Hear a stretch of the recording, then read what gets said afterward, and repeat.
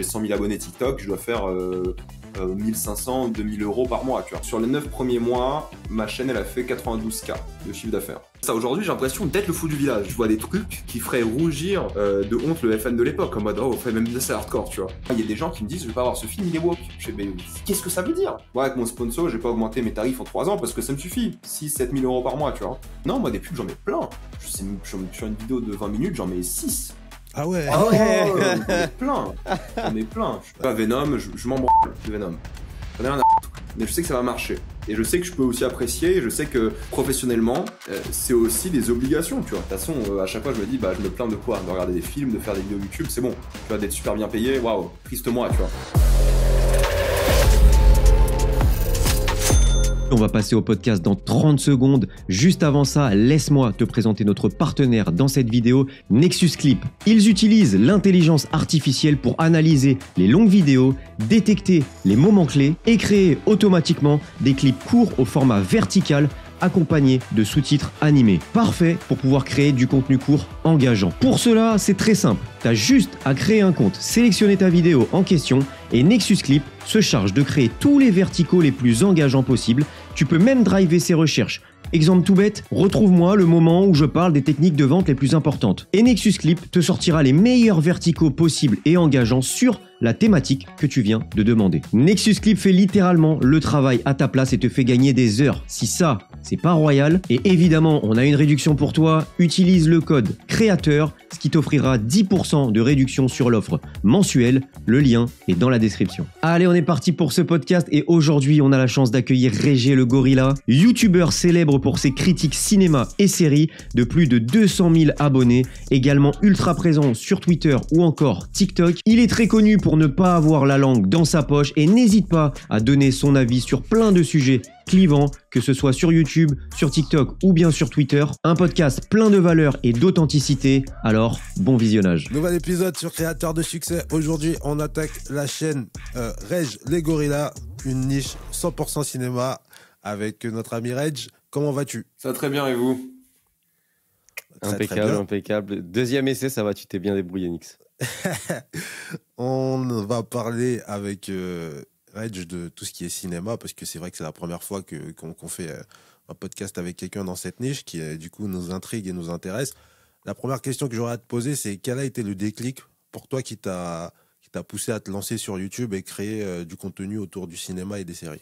Alors à la base, c'était il y a longtemps, hein. Je faisais comme tous les jeunes de mon âge à cette époque, je sais pas, j'avais 12-13 ans, je faisais des trucs sur les jeux vidéo, des let's play, tu vois, pour apprendre un peu à utiliser des logiciels de montage, à juste filmer des trucs comme ça, ce qui était galère à l'époque, hein. Je me rappelle encore de Fraps et ces trucs-là, quoi. Ouais, j'étais sur Photoshop CS2, moi, à l'époque, Ouais, c'était non, du mais graphisme. c'est abusé. Et à partir d'un moment, je me suis dit, j'aimerais bien parler de cinéma. Ça, c'était en 2012, du coup.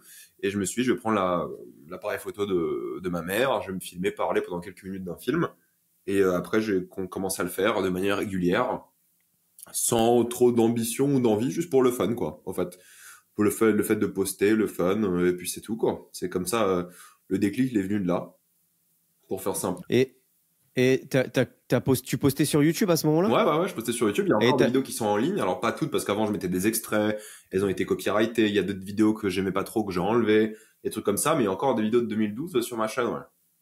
Et comment ça s'est passé au niveau de la croissance? T'as eu du monde rapidement? Parce que les algorithmes, Pas ces spécialement. années-là. Donc, disons que j'ai commencé cinéma-série en 2012. Là où, le moment où ça a commencé à prendre, c'était en 2017, lorsque moi, j'ai déménagé de Paris à Lille pour les études. Et c'était l'idée de se dire, bah, est-ce que je trouve un travail ou est-ce que j'essaie de faire un peu d'argent avec YouTube? Et en me disant en 2017 que je vais essayer de faire de l'argent avec YouTube, j'ai un peu professionnalisé tout ça. J'ai été plus récurrent, je me suis mis des règles. Et à partir de là, ça a commencé à bien monter. Là où ça a explosé, c'est lorsque j'ai acheté le fond vert. Donc on va dire de 2017, quand j'ai commencé, je devais avoir 3000, 4000 abonnés. À le faire sérieusement. 3000, 4000 abonnés, peut-être un peu plus, je sais plus exactement. Avant, entre guillemets, d'exploser. En 2020-2019, je sais plus exactement. Je crois qu'en 2020, j'ai eu les 100 000 abonnés. Donc 4 ans après.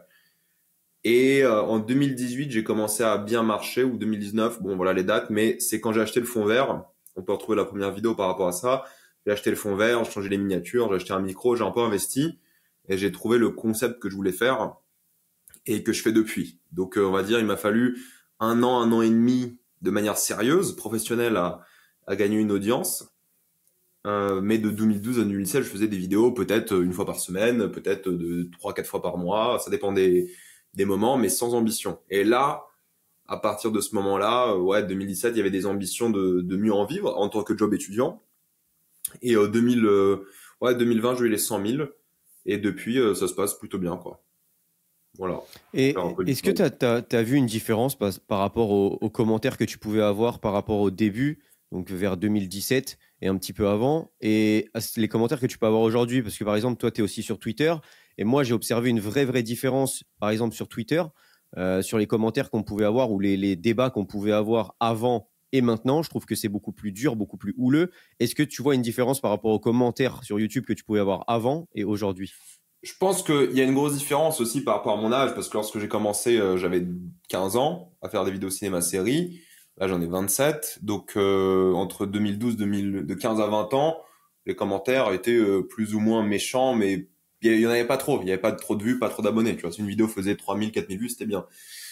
Ensuite, oui, c'est vrai que les commentaires ont commencé à être de plus en plus nombreux. Et forcément, quand tu fais de l'audience, il y a des gens qui aiment pas. C'est automatique, quoi. Surtout quand tu donnes un avis sur peu importe quel sujet.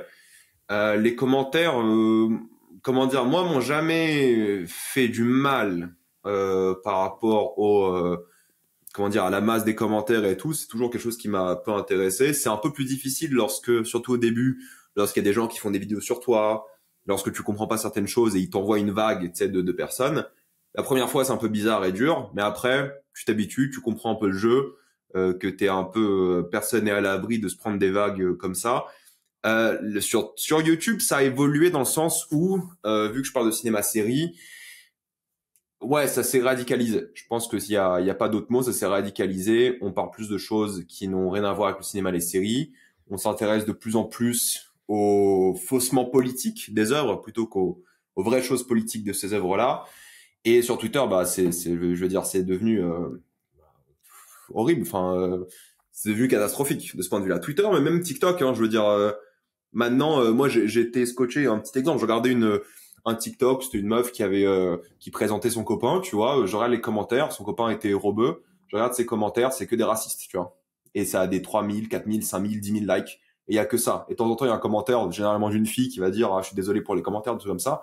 Mais ces dernières années, même depuis cet été, hein, j'ai remarqué la différence avant l'été en France et après cet été, après les élections, il y a une grosse différence qui s'est marquée. Et ouais, ça se radicalise beaucoup chez les jeunes. Hein. Déjà sur TikTok et Twitter, ça s'est beaucoup radicalisé. Sur YouTube aussi dans le contenu. Je veux dire, il y a de plus en plus de contenu cinéma-série de gens qui parlent de manière très négative du wokisme, du politiquement incorrect, on peut plus rien dire, des choses comme ça. Voilà. J'essaie d'avoir le focus de la caméra. Voilà. Donc voilà. Donc oui, il y a une grosse différence qui s'est faite ces dernières années où tu as l'impression que la société s'est radicalisée d'un point de vue négatif par rapport à l'art et ne sont plus intéressés par l'art en lui-même, mais par le marketing de l'art peut-être, j'ai envie de dire. Je sais pas comment le décrire exactement, mais on a perdu le fil. Il y a beaucoup de gens qui ont perdu le fil. Certains en font leur business, clair et net. Et il y a des gens qui commencent à percer comme ça parce que forcément ça fait une niche très fidèle qui va tout regarder de ce point de vue-là. Mais oui, ça a beaucoup changé ces dernières années. Nous, dans notre niche, on a aussi un exemple criant, c'est le cas Kylian Mbappé. Aujourd'hui, quand tu fais une vidéo sur Mbappé, elle fait beaucoup de vues. Et quand tu regardes tous les commentaires, je pense aussi à Berdis qui avait fait une vidéo dessus, moi aussi, bah, tu regardes tous les commentaires, il y a beaucoup soit c'est du racisme, il y a beaucoup de politique, il y a beaucoup d'extra sportifs, en fait. C'est des choses qui n'ont strictement rien à voir. Que tu abordes le sujet de telle manière ou telle manière, que tu sois focus sur le sportif ou pas, la plupart des commentaires, en fait, c'est un règlement de compte entre des sphères différentes, entre des avis différents, des opinions politiques, et ça n'a plus rien à voir avec le sportif. Donc, ouais, je comprends totalement. Hein. Ouais, bah le foot, c'est un bon exemple. Hein. Je veux dire, il suffit de regarder ce que se prend l'équipe de France dans la gueule. Quand c'est un joueur noir ou blanc, la différence est nette sur les réseaux, quoi. Ouais, c'est ça. Ouais, on a eu le cas avec Griezmann et Mbappé là, cet été avec le Capitana, les JO, etc. Ouais, ou même quand tu vois que, je sais pas, Koundé, lorsqu'il s'habille un peu différemment que les autres, ils s'en prennent plein la gueule, alors que quand Griezmann, il faisait des coupes bizarres ou des trucs comme ça, il y avait rien de... Tu vois, bon, c'est des choses comme ça, quoi. Mais ça, oui, ça se voit beaucoup dans le cinéma, les séries, les jeux vidéo aussi, beaucoup. Donc c'est problématique, vraiment, moi je pense. On parle plus des choses sérieuses et importantes, quoi. Mais du coup, là, même avec tout ça, tu as réussi à monter à 228 000 abonnés. Mais on va essayer de revenir un petit peu en arrière. Comment tu as réussi à développer une communauté sur YouTube, particulièrement dans un domaine aussi compétitif que les critiques de films? Parce que moi, depuis le temps que je suis sur YouTube, j'ai toujours vu des critiques de films, même au tout début, dans les débuts des années fin 2000. Je me rappelle, il y avait toujours la chaîne Allociné, etc. Il y avait plein de trucs autour. Comment toi, tu as réussi à te faire ta place dans ce game? Et si toi aussi, tu veux réussir sur YouTube et en faire un business viable, ou alors que tu es un professionnel et que tu aimerais accroître ton business grâce à YouTube, n'hésite pas à aller sur créateurdesuccès.com. On va te donner toutes les clés.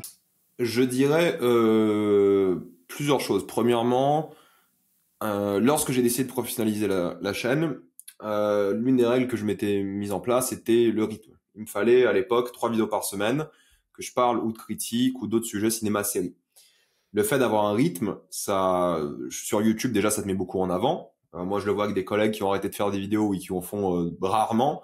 Si tu fais une vidéo de temps en temps, c'est plus suffisant sur YouTube.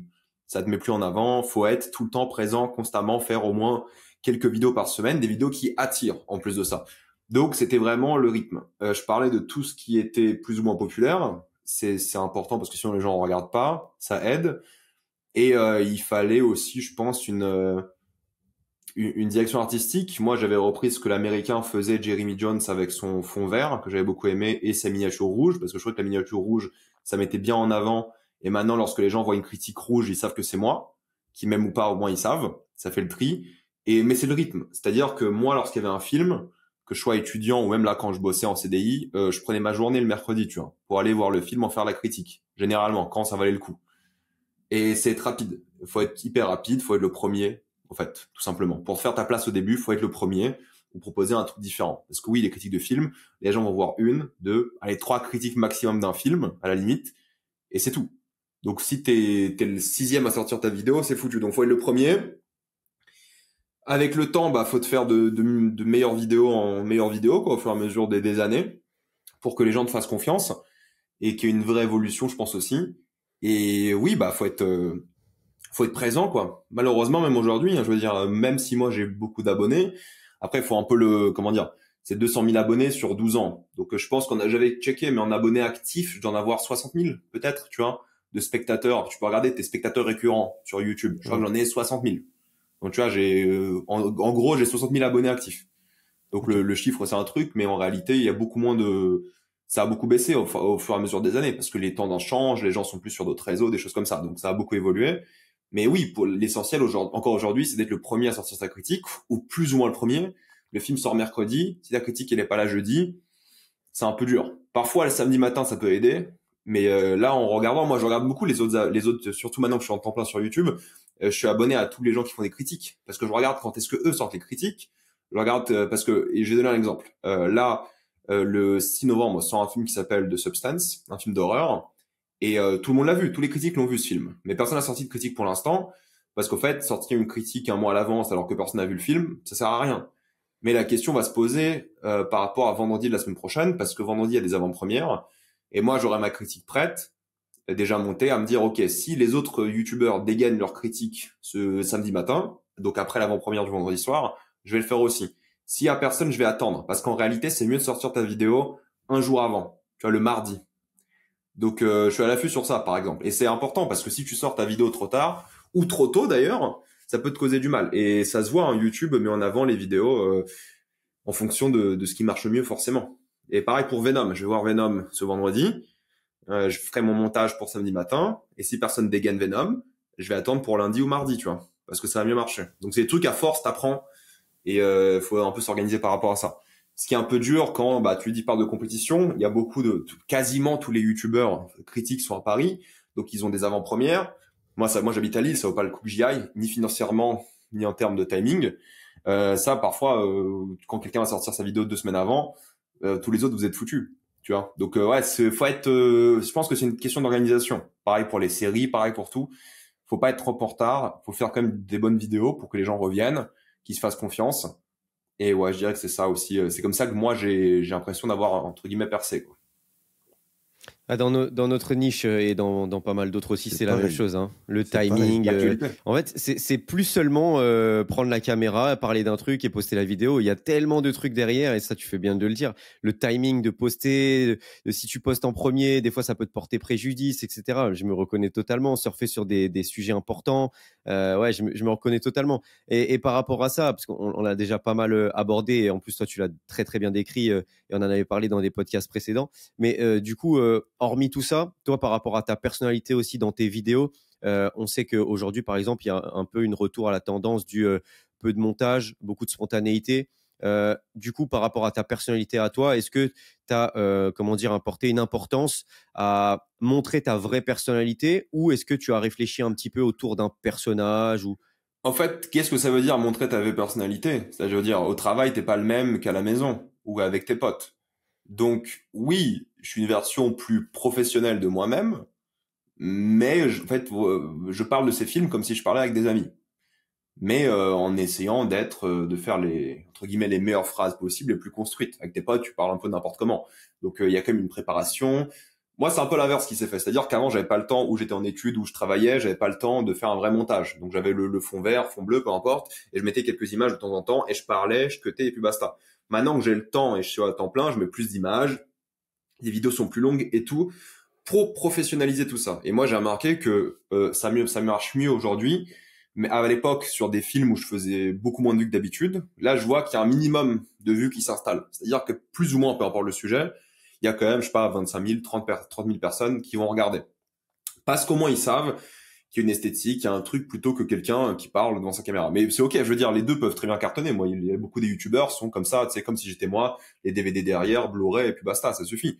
Il y a aucun problème à ça. Mais moi, j'ai pris l'approche un peu différente parce que je me suis professionnalisé. Mais quand tu vois l'importance aujourd'hui, je veux dire, les plus grandes critiques sur YouTube de cinéma, ça reste le joueur du grenier avec le bazar. Tu vois, eux, s'ils sortent une vidéo 1, 2, 3 semaines après, même eux, ça les impacte en réalité parce que j'imagine ils ont sorti Joker, je crois, une semaine après, Joker 2 là. S'ils sortaient le jour même ou le jour d'après, ça aurait beaucoup mieux marché, alors que ça a fait déjà, je sais pas, 500 000 vues, tu vois. Donc c'est eux qui restent les plus gros critiques quand même, entre guillemets, même s'ils se considèrent pas comme critiques, sur YouTube. Mais tu regardes TikTok, les gens ils donnent un avis sur un film en 1 minute, ça fait 3 millions de vues, tu vois.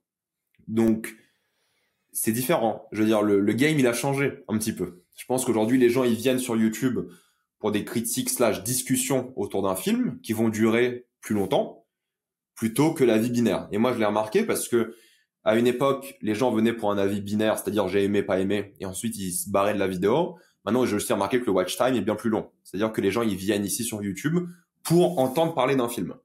Sur TikTok, les gens, ils me demandent tout le temps, bah, t'as pensé quoi de ça? Enfin, tu vois, c'est dire oui ou non j'ai aimé, ça sert à rien, tu vois. Bon, c'est cool, les gens te font confiance et du coup ils ont confiance en ton avis, et du coup ils vont tenter des trucs, c'est très bien, mais ça apporte rien à la discussion. Mais quand tu parles de pas de montage ni rien, bah oui, sur TikTok les gens ils font des millions de vues sur des trucs où il y a un avis en 2 phrases, tu vois.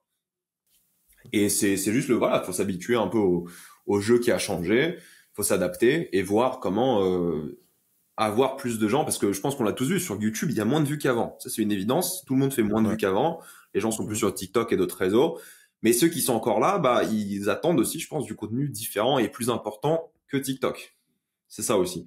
Je pense qu'il y a une vraie compétition qui se fait et il faut être sur les deux, moi je le pense, et il faut aussi réussir à voir pourquoi et comprendre pourquoi les gens viennent sur YouTube et pourquoi ils sont sur TikTok. C'est pour ça que moi, mes contenus, par exemple, des deux réseaux sont complètement différents. Ok. Mais on se reconnaît vraiment dans tout ce que tu dis. Ça aide à remettre les choses en perspective parce que des fois, surtout avec les combats, on se dit ouais, bah, on est dans une niche de bip parce que il y a plein de gens, il y a plein de concurrence, etc. Et ce que tu rencontres comme difficulté entre guillemets, nous aussi on rencontre la même chose. C'est vraiment nous, on a constaté que les vues elles ont baissé, mais on croyait que c'était que dans notre niche, mais au final, on voit petit à petit quand on parle avec tout le monde que c'est partout, parce que les vues elles sont déjà encore plus séparées, parce qu'il y a plus de créateurs aussi qu'avant. Qu'avant, quand tu tapais un sujet, il y avait un ou deux créateurs. Maintenant, sur le même sujet, nous par exemple, sur un club comme le PSG, on était 3 4, maintenant on est 15 16 Ouais. et pareil pour le cinéma, j'imagine. Alors, moi, ce que je pense aujourd'hui, c'est que à l'époque, les gens se lançaient sur YouTube. Aujourd'hui, je pense que les gens se lancent plus sur YouTube. Je pense que les gens se lancent sur TikTok en priorité. parce que c'est plus simple à faire, tu peux faire des 1 minute, 2 minutes, mais pour moi, en tout cas dans ma niche, il y a quasiment pas de nouveaux qui se lancent. Et ça depuis des années et des années. Et je le remarque, hein, je veux dire, et sur TikTok, par contre, des youtubeurs, des tiktokers cinéma qui se lancent, il y en a tous les jours. Parce que maintenant, les gens, ils se disent pas, je vais être youtubeur. Ils se disent, je vais être tiktoker. Parce que c'est bien plus accessible, simple, enfin, oui, c'est plus pratique. Et peut-être moi, il y a 10 ans, j'aurais dit la même chose. Tu vois, s'il y avait TikTok à l'époque, j'aurais dit, bah, je vais commencer sur TikTok. Aujourd'hui, pour moi, il y a plus de youtubeurs qui se lancent. Et, il faut ou qu'il y en ait des nouveaux, ou bah, tu vois, YouTube, ça va rester ça. Les gens qui sont en place. Enfin, je sais pas vous, hein, si vous l'avez remarqué qu'il y a plus peut-être dans le foot ou PSG, qu'il y a des youtubeurs qui se lancent. Mais si tu compares par rapport au nombre de gens qui se lancent sur TikTok et YouTube, sur YouTube, il y en a quasiment personne. Alors que sur TikTok, j'écouvre toujours des nouveaux TikTokers, qu'ils aient 2000 ou 60 000 abonnés, qui se créent, quoi, au fur et à mesure des mois, des années. Moi, c'est ça que j'ai remarqué. Nous, on en a des nouveaux dans notre niche, que ce soit de toute façon le PSG ou le foot. Il y en a quand même des nouveaux. Après, je te rejoins sur le fait qu'il y en a sûrement même plus qui se lancent sur TikTok. Parce que aujourd'hui, de toute manière, tu as un peu l'étiquette sur YouTube où il y en a beaucoup qui disent sur YouTube, c'est impossible de se lancer, ça sert à rien, c'est fini. 2024, 2025, c'est terminé. Donc, je pense qu'il y en a beaucoup, effectivement, qui se lancent plus sur TikTok que sur YouTube. Mais nous, dans notre niche, il y en a quand même qui se lancent. Après, au niveau du contenu, c'est sûr que c'est plus facile à faire. Je sais pas trop comment formuler ce truc-là ou faire comprendre ce truc-là. Sur TikTok, c'est plus facile de faire, entre guillemets, un contenu d'1 minute ou 2 minutes. Ça prend moins de temps aussi. Est-ce que tu penses que c'est uniquement lié à cette facilité et à cette image de c'est trop dur sur YouTube ou c'est bloqué sur YouTube et c'est plus facile sur TikTok et plus rapide? Est-ce que c'est juste pour ça ou est-ce que tu penses que c'est aussi lié à peut-être pas la culture du vide, mais le fait que il y en a qui aient peut-être du mal à donner de vrais avis constructifs, comme tu as dit sur YouTube. Maintenant, il faut faire un peu plus. Il faut pas seulement dire j'ai bien aimé puis j'ai pas aimé. Est-ce que tu penses qu'il y a beaucoup de peut-être nouveaux créateurs qui choisissent cette facilité-là aussi parce que ils ont du mal à peut-être avoir un vrai avis de qualité? Moi, je pense qu'il y a plusieurs facteurs. Le premier, c'est en effet TikTok, et qu'un téléphone, tu peux faire en théorie des millions d'abonnés. Je veux dire, les plus grands TikTokers, ils le font avec leur tel, tu vois. Même en France ou quoi, même dans ma niche cinéma-série, les gens, ils font avec les filtres TikTok, ils postent des vidéos de 2 minutes qui font 200, 300, 400 000 vues au calme, tu vois, sans problème. Donc, il y a une vraie facilité. Il y a en termes de temps, moi, les TikTokers cinéma-série auxquels j'ai parlé, ils me disent, bah max, je bosse 1 heure par jour. Tu vois, 1 heure par jour pour faire quelques TikTok après ton taf. Moi qui ai fait YouTube et travail, où je me couche à 2-3 heures du matin quasiment tous les jours, royal. Alors, ça fait beaucoup d'argent aussi, TikTok, si tu marches bien. Moi, tu vois, aujourd'hui, je sais pas, j'ai 100 000 abonnés TikTok, je dois faire 1500, 2000 euros par mois, tu vois, avec TikTok. Bon, c'est récent, hein, mais j'ai commencé à 300 ce mois-là, cette année-là, pardon, et au fur et à mesure des mois, ça a bien augmenté. Et là, je tourne autour des 2000 par mois. Donc, l'argent, et je bosse TikTok peut-être 1h30 par semaine, 2 heures par semaine. Moi, je tourne de manière très rapide. Donc, tu vois, c'est ridicule. Enfin, c'est aberrant. Ça va peut-être dépasser mon AdSense YouTube. Tu vois, ça fout le seum, en vrai. Tu vois, tu dis alors que le prix est ridicule. Enfin, je considère que je fais sur TikTok, c'est juste des avis hyper rapides où il y a rien de bien passionnant derrière. Mais c'est le format, c'est le jeu, tu vois. Donc, c'est normal que ça marche, entre guillemets. Aussi, c'est plus simple de percer sur TikTok. Moi, je l'ai pas vécu parce que moi, j'ai commencé TikTok il y a 15 000 abonnés déjà, tu vois. J'ai dit sur YouTube, ok, j'ai lancé un TikTok, je vais faire des trucs, venez. Et ensuite, ça a pris. Et moi, aujourd'hui, j'ai fait des sondages sur TikTok. Je sais pas, 30% des gens qui me suivent sur TikTok me suivent sur YouTube. Et maintenant, j'ai remarqué aussi dans la rue, les gens me reconnaissent de TikTok et plus de YouTube. Pourquoi? Parce que mes TikTok, ça doit faire quoi? 11-12 millions de vues par mois. Et YouTube, je dois faire 1 million de vues par mois, tu vois. Donc, le game est complètement différent. En termes d'appeal, de portée, TikTok est bien plus puissant. Par contre, le souci de ça, c'est que si t'es plus dans l'algo, c'est fini. C'est-à-dire que si t'intéresses plus, je veux dire, si tu fais 2-3 TikTok qui flopent, il y a de fortes chances que ton 4e il flop. C'est un peu comme YouTube. Si tu fais 1 ou 2 vidéos qui flopent, ça serait bien que ta 3e elle marche bien. Tu vois, faut un peu compenser. Donc, je pense que c'est très simple sur TikTok de perdre la main et de plus être important. Très très simple. Je pense que tu peux vite être perdu. Là où YouTube, c'est très dur de se lancer aujourd'hui parce que je veux dire, tu commences à 50 vues sur YouTube. Je sais pas vous, hein, vous cliquez sur des vidéos à 50 vues, ça vous arrive? Non. C'est triste, hein. Mais non, sauf si le sujet est intéressant, sauf si la miniature est vraiment bien. Moi, ça m'arrive de cliquer sur des vidéos parce que YouTube les met en avant. Tu vois, des vidéos 400, 500 vues. Si j'aime bien la miniature, De plus en plus d'ailleurs. Pardon? Ils mettent de plus en plus Ouais, d'ailleurs, et ils en mettent vrai, de c'est plus bien. en plus les premières vidéos. Ouais, c'est bien, tu vois, si la miniature est bien, si je lance la vidéo et j'entends un bon son et j'aime bien les 30 premières secondes, je vais regarder. Mais c'est rare quand même, tu vois. Et moi, je suis dans ma niche aussi où je regarde ce que je regarde d'habitude. Et je vais regarder des gros youtubeurs. Donc c'est très dur de se lancer et les gens le savent. Et si t'es pas aidé sur YouTube aujourd'hui, si t'as pas un boost de quelqu'un, c'est très très dur. Ou alors, faut persévérer. Et parfois, il y aura une vidéo qui va te faire popper. Et là, c'est parti. Il y en a, hein, il y a des chaînes qui sont sur ça. Tu vois, les chaînes storytelling. Dès qu'il y en a une qui pop, en général, les gens vont regarder les autres qui vont avec. Donc, ça peut très bien le faire. Mais oui, c'est plus dur. Et aussi un truc culturel. C'est-à-dire que moi, j'ai remarqué aussi, mon audience a grandi avec moi. Donc, ma démographie suit mon âge, à peu près. Quand j'avais 15 ans, mes abonnés avaient 15 ans, plus ou moins. Et maintenant, bah, ils ont mon âge. Et je pense que la nouvelle culture, les plus jeunes, ils sont pas sur YouTube. Ils regardent plus trop YouTube, en fait. Ils regardent TikTok. Donc nous, on regardait YouTube, c'était notre génération. Et on regarde encore. Mais du coup, on se dit, on va se lancer sur YouTube. Mais les nouveaux qui regardent TikTok, moi, j'en parlais avec ou des abonnés ou des gens que je connaissais de la vraie vie qui me disaient, ah bah mon cousin, ma sœur, je sais pas quoi, quand elle cherche un restaurant, c'est TikTok. Je dis, bah non, moi je vais sur Google Maps, je regarde, tu vois, tu vois, où je vais sur des blogs, mais jamais de la vie je vais chercher un restaurant sur TikTok, tu vois, pour eux c'est devenu un peu une sorte de Google. Tu vois, ils vont taper des critiques de films sur TikTok et tout. Et ça a changé, donc c'est normal que les gens se lancent dans ce qu'ils connaissent culturellement aussi, parce que eux c'est scroller TikTok et c'est là qu'ils vont se lancer. Mais TikTok, c'est dur aussi hein, de maintenir le cap et tout. Donc, ça a des avantages et des inconvénients. Et puis TikTok, au final, il y a pas trop de partenariats bien rémunérés. C'est dur de percer aussi, et c'est dur de faire de l'argent long terme. Donc, c'est compliqué. Tu le fais en tant que fan, quoi, un truc à côté. C'est pour ça aussi, surtout chez les Américains, il y en a plein qui sont sur YouTube, des Américains, des TikTokers américains avec beaucoup d'audience, qui sont ou démonétisés, enfin, tu vois, c'est trop instable. Ils se lancent sur YouTube et font des longs formats, quoi. Et après, ils remettent sur TikTok en vertical. Mais j'en parlais dans le dernier podcast, justement, je sais pas si tu connais Jason Caravan, Diego. Non, qui comme ça de nom. Qui fait des vidéos un petit peu caricaturales sur la famille, le frère, le père, etc. Et il est dans le rugby aussi. Et justement, il a été connu pour ses TikTok. Et maintenant, il a migré sur YouTube où il poste toujours TikTok short, mais il fait des vidéos beaucoup plus longues. Et ça te ramène quand même plus d'argent au final, une meilleure sécurité, forcément parce que tu n'as pas les œufs dans le même panier, mais aussi parce que YouTube, ça te ramène aussi des sponsors. Ouais. Et c'est des choses que tu peux pas forcément avoir sur TikTok ou qui te rémunèrent pas autant que TikTok. Ouais, et je pense que chez les sponsors aussi, maintenant, il y a un truc moi j'en ai parlé avec mon sponsor que j'ai d'habitude, le VPN. En gros, ils ont remarqué que maintenant, il y a une fidélité qui se crée aussi. Parce que tu vois, surtout quand tu fais des partenariats à long terme, moi ça fait 3 ans que je bosse avec eux, les abonnés te font confiance. Aussi, ils ont remarqué que les gens qui sont sur YouTube maintenant, ils ont un âge déjà plus âgé, on va dire. Donc ils ont un peu plus d'argent de base.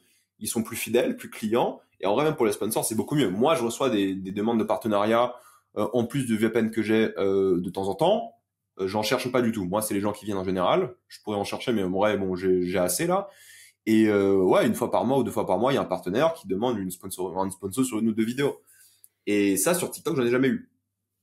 Alors que j'ai 100 000 abonnés sur TikTok, mais j'en ai jamais eu. Enfin, j'ai eu des propositions, mais c'était vraiment de la merde, tu vois. Ou alors des trucs inintéressants. Mais sur YouTube, ça arrive encore régulièrement. Pourtant, en théorie, je fais plus de vues sur TikTok. Beaucoup plus, 10 fois plus, 11 fois plus. Tu vois, donc, mais c'est juste que personne accroche à une sponsor sur TikTok, quoi. Enfin, je veux dire, ça paraît ridicule, alors que sur YouTube, t'as ton segment sponsor, tu skips, et puis voilà, à la limite. Tu vois, alors que sur TikTok, ça skip pas TikTok. Enfin, ça skip de vidéos, mais personne va avancer dans un TikTok, ou très peu, quoi. Ah, c'est très court-termiste aussi, hein, mais c'est une stratégie. C'est une stratégie parce que tu peux très vite te faire une audience qui peut potentiellement migrer aussi sur YouTube si après tu veux te diversifier, si tu veux faire un contenu un peu différent. Si tu vois moyen long terme, effectivement, tu peux gagner quand même un petit peu plus d'argent avec une audience fidélisée sur YouTube et donc des sponsors. Mais c'est vrai que YouTube, aujourd'hui, comme on l'a dit, en fait, tu peux pas te louper. T'es mis en avant sur tes premières, deuxièmes vidéos et donc tu peux pas te louper. Tu peux pas te louper parce que ta vidéo va être un petit peu boostée, mais si jamais la miniature ou le titre n'est pas accrocheur, comme on a dit, on clique pas sur une vidéo qui a 10, 15, 50 vues. Donc pour qu'on clique dessus, c'est qu'il faut qu'il y ait une bonne miniature et qu'on se dise ok, c'est intéressant et que ça donne vraiment envie de cliquer plus qu'une vidéo normale parce qu'à la base, on ne te connaît pas. Donc, si on clique, c'est vraiment que on a été vraiment attiré par le titre ou la miniature ou bien le sujet. Mais c'est vrai que oui, pour le coup, YouTube, c'est un petit peu comme si tu n'avais pas le droit à l'erreur. Alors que sur TikTok, c'est du contenu assez rapide, tu peux recommencer, etc., etc. Et même au pire, si jamais tes 2-3 premières vidéos n'ont pas fonctionné ou que tu peux te sentir un peu shadowban parce que pendant 3-4 vidéos, tu n'as plus de vues ou quoi que ce soit, tu n'as plus du tout de trafic, tu peux recréer un compte, quoi. Ouais, et puis je pense que sur TikTok, je pense pareil, TikTok, le premier TikTok doit être boosté si les gens accrochent un petit peu. Et puis après, mais TikTok, tu peux en faire. Moi, c'est sûr, j'ai déjà fait plus de TikTok que de vidéos YouTube. Alors qu'en 3 ans de TikTok, comparé aux 12 ans de YouTube, c'est évident. Et je sais même plus, parfois, il y a des sujets, je les retraite, je me dis, putain, ça me dit un truc, qu'est-ce que je l'ai pas fait dans un TikTok? Et puis le truc de recherche TikTok, il est tellement mal fait que tu peux même pas retrouver tes propres. C'est que récemment que j'ai fait des playlists, tu vois, après 3 ans dessus. Donc, et je me suis dit, putain, ça me dit vraiment un truc, je pense que j'ai déjà dit. Et je me suis dit, bon, pire, j'ai déjà dit, qu'est-ce qui va se passer, tu vois. C'est pas comme une vidéo YouTube où tu peux bien chercher ton truc, ton sujet et tout. Là, c'est un peu le Far West du contenu, quoi. Et c'est beaucoup moins intéressant, en tout cas dans la niche cinéma-série. Ce qui est bien sur TikTok, c'est des avis hyper rapides. Moi, je l'ai vu aussi beaucoup. Il y avait pas mal de YouTubeurs qui faisaient l'actualité, cinéma-série, qui font plus de vues. Parce que qui va cliquer sur l'actualité aujourd'hui alors qu'ils peuvent scroll et tomber sur cette actu? Alors, c'est triste parce que du coup, ils vont rater 95% des actus et ils vont juste avoir la 5% qui a bien marché.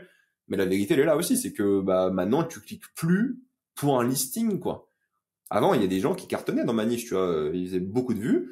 Maintenant, vu qu'ils vont juste faire un listing des actus, ça sert à rien. Tu vois, les gens, ils veulent un avis, ils veulent un débat, ils veulent une discussion, ils veulent une opinion. Sur TikTok, tu peux ne pas avoir d'opinion. D'ailleurs, c'est mieux si t'as pas d'opinion sur TikTok. Et je pense que c'est bien pour te mettre un peu sur la carte, dans le sens où, en tout cas dans la niche cinéma-série, je sais qu'il y a beaucoup de TikTokers qui bossent avec TikTok France, tu vois, qui vont être invités à des événements. Il y a plein de festivals qui vont demander à TikTok quel influenceur envoyer. Et ça aussi, la force de TikTok, c'est qu'il s'intègre un peu à l'écosystème, là où YouTube a jamais fait un écosystème. Ok, nos influenceurs cinéma, ils sont là, on va les envoyer des events. Alors que TikTok, ils font ça, tu vois. Ils organisent des events uniquement pour les influenceurs, tu vois, pour l'amour ouf. Je crois ils avaient fait une avant-première uniquement TikTok, tu vois. Alors que, tu vois, en réalité, il y a des TikTokers qui étaient là-bas, ils avaient 5000 abonnés. Moi, je t'ai pas invité, mais autre débat. Non, mais je veux dire, tu vois, il y a des trucs. Alors que YouTube, toi, t'es youtubeur, faut demander au studio. Parfois, ils t'invitent et tout, c'est galère. Sur TikTok, vu qu'ils sont un peu, c'est important en fait, TikTok, ils veulent devenir une plateforme pour tout, pour les avis, pour les restos, pour les voyages, pour tout. Donc, ils utilisent cette marque. Et en France, il y a des gens qui sont invités par rapport à ça, et TikTok les met en avant, alors que YouTube te met jamais en avant. Enfin, ils vont jamais organiser des trucs par rapport à toi. Sauf si t'es un énorme youtubeur, des trucs comme ça, quoi. Et je pense aussi, on l'a abordé vite fait, mais dernier point rapidement pour justement les créateurs qui voudraient se lancer, l'âge, on en a parlé rapidement, mais l'âge en vrai ça compte parce que c'est vrai qu'il y a une audience totalement différente sur YouTube et sur TikTok. Et je pense qu'aujourd'hui, si tu es un créateur qui a entre 17, 18 et 20, 23 ans, vaut peut-être mieux que tu te diriges vers TikTok parce que tu trouveras une audience beaucoup plus facilement que sur YouTube. Je pense qu'aujourd'hui sur YouTube, moi j'en vois pas mal, des petits jeunes.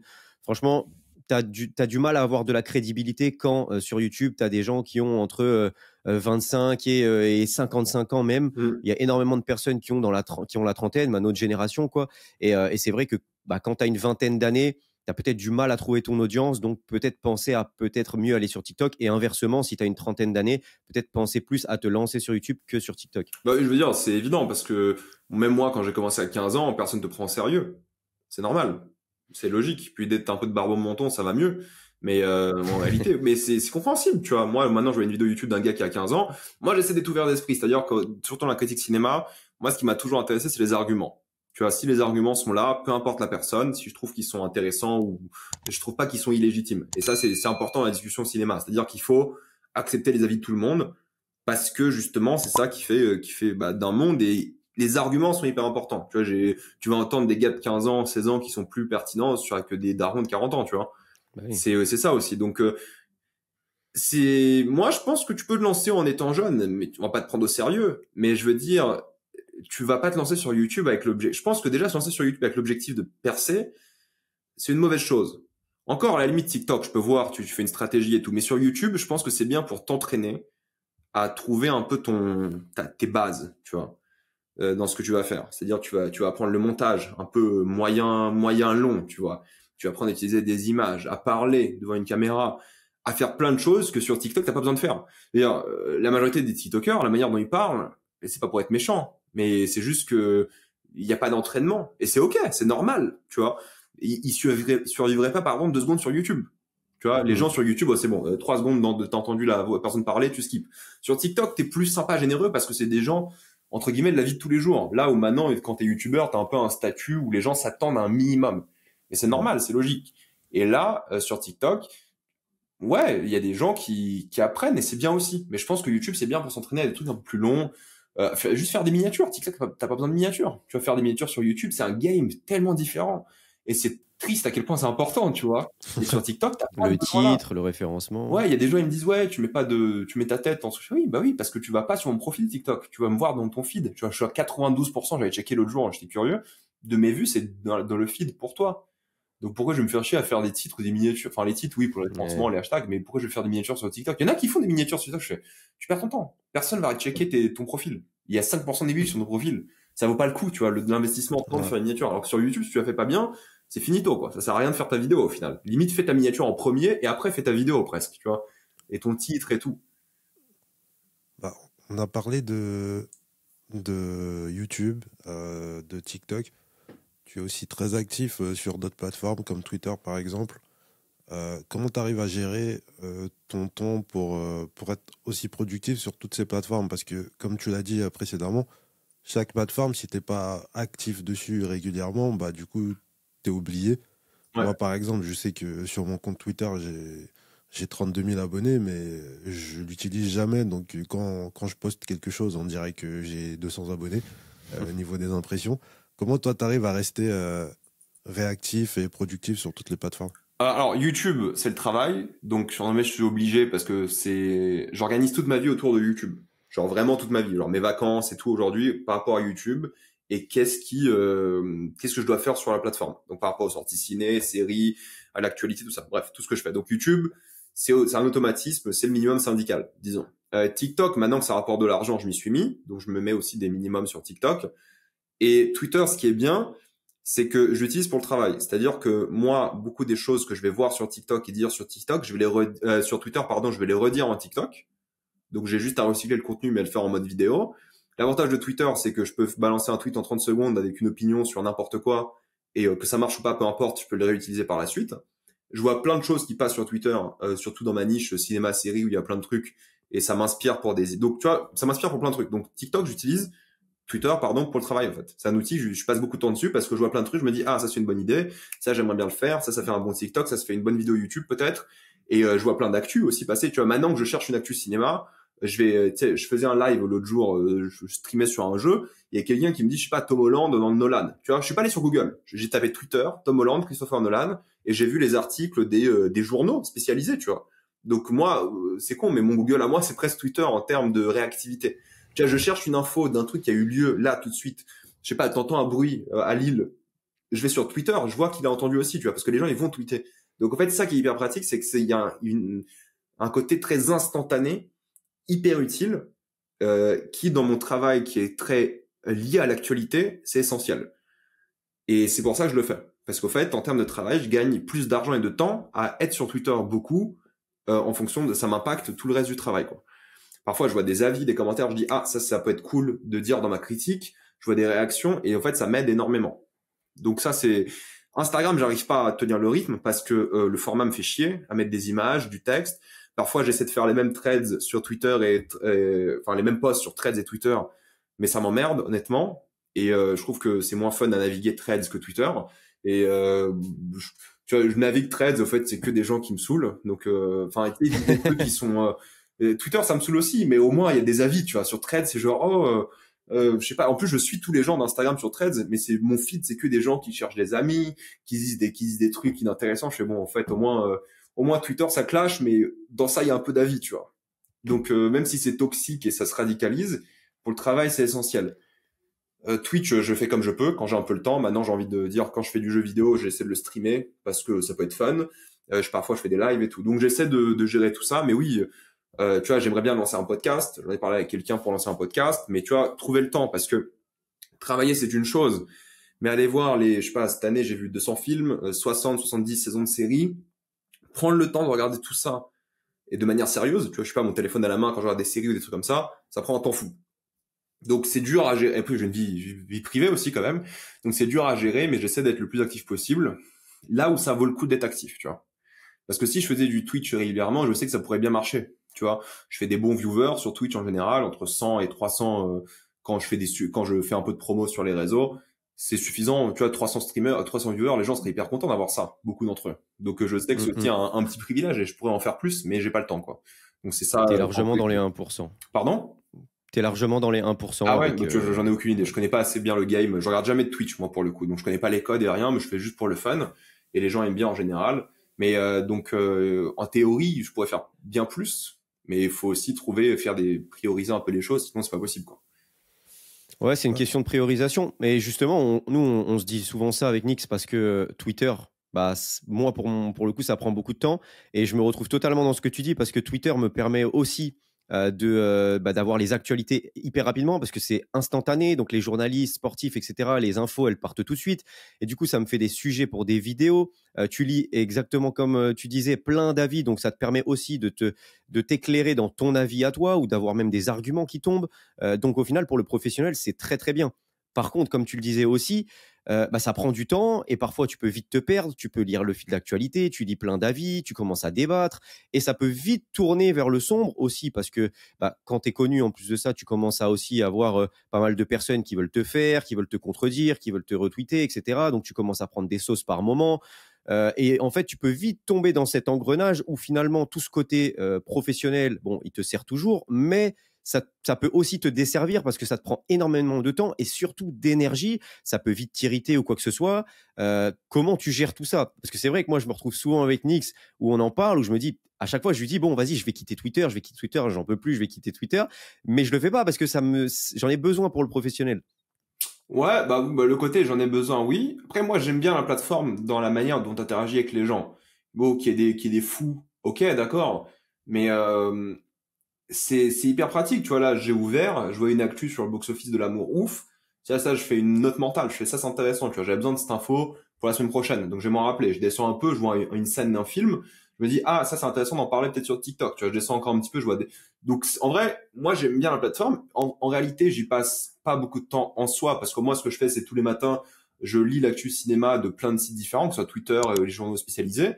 Ça me prend, je sais pas, une demi-heure, une heure tous les matins avec le café, disons. Je lis. Ensuite, sur Twitter, j'y vais de manière ponctuelle. Tu vois, j'y vais, je regarde mes 5 derniers posts, ce que les gens disent, et je ferme. Tu vois, et parfois, quand mes notifs sont pas bouchés, je lis mes notifs ou des trucs comme ça. Mais en fait, c'est pratique. Et même pour donner des avis, c'est bien aussi. Ouais, non. Non, je trouve ça. Donc, tu as toujours été plus ou moins loin de ça, en fait. Tu n'as jamais été vraiment pris dans l'engrenage ou quoi que ce soit. Parfois, tu es un peu pris. Non, alors oui, dans l'engrenage. Enfin, moi, je perds plus de temps parfois sur TikTok que sur Twitter, tu vois. Parfois, Okay. je poste mes TikTok et j'ai pas lâché le téléphone un petit peu. Je passe pas des heures dessus ou même pas une heure dessus. Je sais pas, je dois être à temps d'écran 30 minutes dessus par jour, peut-être un peu plus.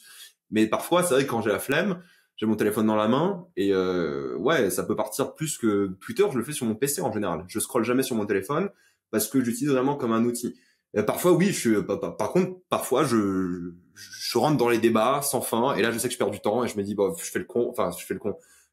Pourquoi je fais ça, quoi? Tu vois, parfois, oui, ça m'arrive.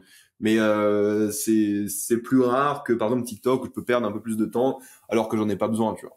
Ou des trucs comme ça. Okay. Parce que parfois, t'es pas dans le mood de lire des avis, des trucs. Et en fait, Twitter, faut apprendre. Parfois, j'ai avoir tellement de notifs parce que j'ai dit un truc et tout. Il faut apprendre à ouvrir tes notifs, ne même pas regarder pour refresh les notifs, comme ça, t'es toujours pas à zéro. Ouais. Et au pire, c'est pas grave. Qu'est-ce qui va se passer si t'as pas répondu aux gens, tu vois? Et du coup, moi, je reviens tous les matins, je reviens sur mes posts que j'ai postés la veille et je regarde ce que les gens ont dit, si c'est intéressant ou pas et comment je peux réutiliser ces infos par rapport à ça. Mais maintenant, les notifs, c'est très rare que je les lise, surtout qu'après un truc qui a fait beaucoup de vues. Tu vois, je sais pas, j'ai partagé un truc à la con. J'avais vu sur TikTok un truc qui a fait 1 million de vues, c'est une fanfic d'extrême droite. J'ai partagé, ça fait plein de milliers de vues. Quand ça fait plus de 500 likes, j'ai masqué le truc parce que je sais que ça va être inutilisable comme application, tu vois. Ouais. Donc en fait, faut se dire, au début, quand tu lances sur les trucs, t'as envie de répondre à tout le monde et tout. À partir du moment, faut dire non, mais en fait, c'est pas possible. Tu vois, j'ai ni le temps, ni l'énergie et ni le besoin de faire ça. Donc faut se dire, ok, je répondrai pas. Et c'est pas grave. Si les abonnés le comprennent, ils peuvent t'envoyer un DM si t'as le temps de regarder, tout comme ça. Faut prendre de la distance et te dire, c'est pas la vraie vie, quoi. Enfin, je veux dire, waouh. Qu'est-ce qui se passe si je réponds pas à mes notifs? Et parfois, faut un peu oublier. Exceptionnel. T'as donné 2 outils qu'il faut qu'on utilise. Et surtout, celui où t'as dit que Twitter, il n'est pas sur ton téléphone, mais sur ton ordi, je crois que je vais faire pareil, ça m'évitera de... Après, il est sur mon téléphone, mais juste que je scrolle pas dessus. Parce que, tu vois, là, sur mon PC, je peux scroller rapidement, répondre rapidement, j'ai mon clavier, ça va vite. Et tu vois, je peux faire des infos, je peux faire des onglets, je peux mettre dans des onglets. Sur le téléphone, ça m'arrive de scroller un petit peu. Mais tu sais, quand je suis au cinéma pendant les pubs, ou tu vois, des trucs vraiment... dans des temps morts, quoi. Mais sinon, je me suis jamais dessus parce que c'est même, en fait, c'est un truc où tu interagis avec les gens. Donc, répondre au clavier, je le fais beaucoup plus vite, ça part, tu vois. Et les DM Twitter, pareil, je vais prendre, je sais pas, 15 minutes une fois par semaine, par exemple, et je vais répondre à 200 DM, tu vois. Ça va super vite. Mais sur téléphone, c'est ingérable. Et c'est pour ça qu'Instagram, j'aime pas, parce que sur Instagram, ça se fait pour le téléphone. Tu peux te mettre sur PC, mais c'est horrible, l'interface PC d'Instagram. Et sur téléphone, moi, ça me fait chier de répondre, tu vois. Donc, c'est pour ça qu'Instagram, je suis beaucoup moins actif. Là où sur le PC de Twitter, c'est très bien, quoi. En plus, t'as Twitter Deck, alors c'est la folie. Pour ceux qui l'utilisent, moi, j'utilise pas vraiment, mais je sais qu'il y a des gens qui le font et ça va, c'est un outil comme un autre, en fait, de pro, quoi. Et c'est pour ça que Threads aussi, c'est nul, parce que sur PC, je trouve pas ça bien, quoi. Je l'utilisais en 2009, je savais pas que ça existait encore, Twitter Desk. Il y a la version pro maintenant, quoi. Si tu payes Twitter, t'as un Twitter Deck Pro ou un truc comme ça. Moi, j'ai jamais utilisé, mais je sais que j'ai des potes qui l'utilisent. Ok, je vais regarder ça. Je crois, hein, si je dis pas de bêtises. Hein. Mais, en parlant de Twitter, il y a un truc assez spécifique avec toi, parce que souvent, je te vois emmêlé dans des trucs qui prennent des ampleurs pas possibles sur Twitter. Tu abordes quand même des sujets des fois parfois controversés. Comment tu arrives à trouver l'équilibre entre exprimer ton opinion et maintenir ta réputation de créateur, entre guillemets, que les gens ne te boycottent pas parce que tu as dit quelque chose qui touche à leur valeur, alors que, par exemple, ils t'aiment pour le cinéma. Mais genre, vu que tu as dit quelque chose, tu vois, hors cinéma, et du coup, ils te boycottent, comment toi, tu arrives à jongler entre les deux? Notamment, ces derniers temps, je t'avais vu partager un truc d'Inoxtag qui avait pris une ampleur monumentale. Comment tu arrives à gérer tout ça? Je pense qu'il y a 2 choses. Premièrement, le souci que j'ai, c'est que parfois Twitter, j'utilise un peu trop comme un journal intime, entre guillemets, quoi, et il faudrait pas. Mais je pars du principe que si moi je me sens, le mot c'est pas légitime, mais tu prends l'exemple d'Inoxtag. Si moi je me sens pas forcément fier, mais je trouve que ce que j'ai dit n'est pas horrible ou il y a des arguments derrière, je vais pas supprimer, tu vois. Sauf si la personne me le demande, des trucs comme ça, les gens concernés, si ça concerne quelqu'un. Mais si je me sens confiant en ce que j'ai dit, que je me prenne un shitstorm ou pas, si je peux moi-même être bien avec moi-même en me disant, ok, par A plus B, j'ai plus ou moins réussi à dire ça, même si c'était pas parfait, je vais laisser. Et des shitstorms, que ce soit des trucs politiques ou des trucs comme ça, j'en ai régulièrement. Maintenant, moi, ce qui ne fait pas arrêter, c'est qu'à l'époque, oui, je me prenais des shitstorms et je me dis, bon, voilà, ça arrive. Mais maintenant, vu que les réseaux, surtout ce réseau-là, est bien plus radicalisé, et j'ai l'impression de voir, je sais pas si c'est parce que j'interagis avec de temps en temps ou quoi, mais de plus en plus de dingueries qui m'énervent. C'est sûrement comme ça que ça fonctionne. Hein. J'ai du mal à ne plus réagir. Dans le sens où, maintenant, sur Twitter, il y a beaucoup de racisme. Disons les choses. Il y a beaucoup de racisme. Et moi, ça m'énerve. Tu vois, alors que je me sens pas spécialement concerné par le racisme. Bon, tu vois, quand t'as de l'argent, t'as un bon équilibre, des diplômes, un peu de carrière avant. Bon, ça t'impacte encore toujours, mais je voyais pas ça un petit peu. Moi, ça me concerne moins que beaucoup d'autres personnes. Mais en fait, ce que je vois passer sur les réseaux, je me dis, c'est pas possible de dire ça, tu vois. Et je me dis, pourquoi les gens, ils ont pas honte, tu vois. Je pense qu'on a tous grandi dans une génération où même à l'époque où c'était le FN, c'était trop la honte de dire que tu votais FN. C'était la honte. Et tu te faisais tabasser dans la rue si tu disais ça, quoi. Et aujourd'hui, je vois des trucs qui feraient rougir de honte le FN de l'époque, en mode, oh, même c'est hardcore, tu vois. Et c'est banalisé. Et Twitter, bon, t'as l'excuse en mode, c'est Elon Musk, c'est un peu un malade mental et tout. Mais TikTok, c'est aussi une dinguerie. Et moi, j'arrive pas à être silencieux par rapport à ça, quoi. J'arrive plus à me taire, quoi. Et ça m'énerve. Et parfois, je dis des trucs qui sont pas assez bien et précis et je m'en rends compte et j'essaie de corriger ou pas. Mais il y a des moments, franchement, j'ai l'impression que ça devient mauvais. Déjà qu'à l'époque, on savait que c'était mauvais, Mais là, quand tu ouvres les trucs, suffit de voir un noir, un arabe en France sur TikTok et les commentaires, tu sais, ça va être quoi? Ou des emojis de singes, ou des, tu sais, des trucs qui disent ah encore lui, encore un de plus. J'avais vu l'autre jour. Tu dis non mais on devient fou. Tu vois, il y a des trucs qui font des milliers de likes. Il y a des comptes TikTok, tu sais, de racistes en fait, et qui le disent. Tu vois que pourquoi une fanfic, elle fait, je sais pas, 800 000 likes d'un truc ultra raciste. Et les gens dans les commentaires, c'est normal, tu vois. Ouais, ça s'est décomplexé en fait. Les réseaux sociaux, et notamment Twitter en première base, puisque tu peux tweeter facilement et c'est instantané, et c'est divulgué partout, bah, ça a décomplexé en fait la parole de tout le monde et malheureusement des paroles de personnes qui des fois sont très néfastes. Et comme le disait Fabrice Eboué, c'est un exemple qui est tellement représentatif. C'est en fait avant, à l'époque, quand il n'y avait pas les réseaux sociaux, tu avais le fou du village. Puis tu avais des personnes normales autour et tu avais un fou du village. Sauf qu'il y a d'autres fous dans d'autres villages. Et Internet a fait qu'aujourd'hui, bah, ces fous du village se retrouvent tous sur la même plateforme à se dire « Ah, mais en fait, moi aussi, je pense comme toi. » Et du coup, ça fait que bah, la parole s'est complètement décomplexée et qu'aujourd'hui, bon, bah, tu peux retweeter un tweet raciste. Ouais, il n'y a personne qui va rien dire. C'est pas grave. Il y en a plein d'autres qui pensent comme quoi et tu représentes une masse. Donc finalement… Moi, je trouve que c'est devenu pire que ça. Aujourd'hui, j'ai l'impression d'être le fou du village, tu vois. J'ai l'impression que la tendance s'est inversée, alors que je sais que c'est pas vrai. Mais parfois, je dis des trucs qui semblent juste, bah ouais, c'est normal, c'est juste pas raciste et c'est pas bien de dire des trucs racistes. Et les gens te mêlent. Tu fais, enfin, quoi? C'est moi le problème alors que j'ai dit un truc genre sain ou pas raciste, justement. Et tu te fais mêler. Et maintenant, pareil, bon, ça sert plus à rien parce qu'ils vont enlever la fonctionnalité de bloquer, plus ou moins. Mais à un certain moment, je me dis, en fait, c'est toujours les mêmes qui reviennent. Et les mêmes racistes qui s'abonnaient à moi, qui revenaient. Je fais, non, mais c'est bon, enfin, bloque et au revoir. Tu pourras plus interagir, tu vois, ça m'intéresse plus. Encore qu'il y ait des trucs où je dis des bêtises et quoi, ok, si j'entends des arguments, mais si c'est des gens, les mêmes racistes qui viennent en boucle dire la même chose, pourquoi ils te suivent? Moi, je suis pas des racistes sur Twitter. J'essaie d'en avoir le moins possible, justement. Pourquoi eux te suivent? Parce qu'en fait, oui, ils propagent leur truc et tout. Et ouais, je pense que c'est un vrai souci. Et surtout que ça change les discussions, tu vois. Le délire du wokisme, mais c'est quoi ce bordel? Enfin, je veux dire, à partir de quel moment? Je veux bien qu'il y ait une sorte de cynisme qui se dégage des productions, jeux vidéo, cinéma, séries, d'accord, très bien. Mais pourquoi c'est devenu un critère pour juger une œuvre, tu vois? Et ça rend fou parce que on parle de Twitter et tout, mais moi sur YouTube, ces dernières années, je l'ai vu. Moi, il y a des gens qui me disent, je vais pas voir ce film, il est woke. Je fais, mais qu'est-ce que ça veut dire? Tu vois? Et il y a des gens comme ça qui réfléchissent par ce spectre, qui font leur business sur ce spectre, et c'est problématique. Et c'est pour ça que moi, il y a un moment, les gens me disent, ouais, la liberté d'expression et tout. Je fais, non, il y a des limites à cette liberté d'expression, et il faut vous remettre un peu la honte, quoi. Parce qu'il y a des trucs, tu t'es pas censé pouvoir le dire. Tu le penses, peut-être. Faudrait pas que tu le penses. Faudrait que tu te renseignes. Et ça, ouais, ça rend fou. Enfin, moi, j'ai l'impression d'être le fou du village. On me dit, mais c'est pas possible. Pourquoi il y a que des racistes, tu vois? Et ça me donne un exemple d'un truc que j'ai vu ce matin où j'ai pété les plombs parce que je me suis dit, il y avait 12 000 likes dessus. C'est une dame il y a une photo d'une dame avec son fils dans le stade, je sais plus quel stade c'était.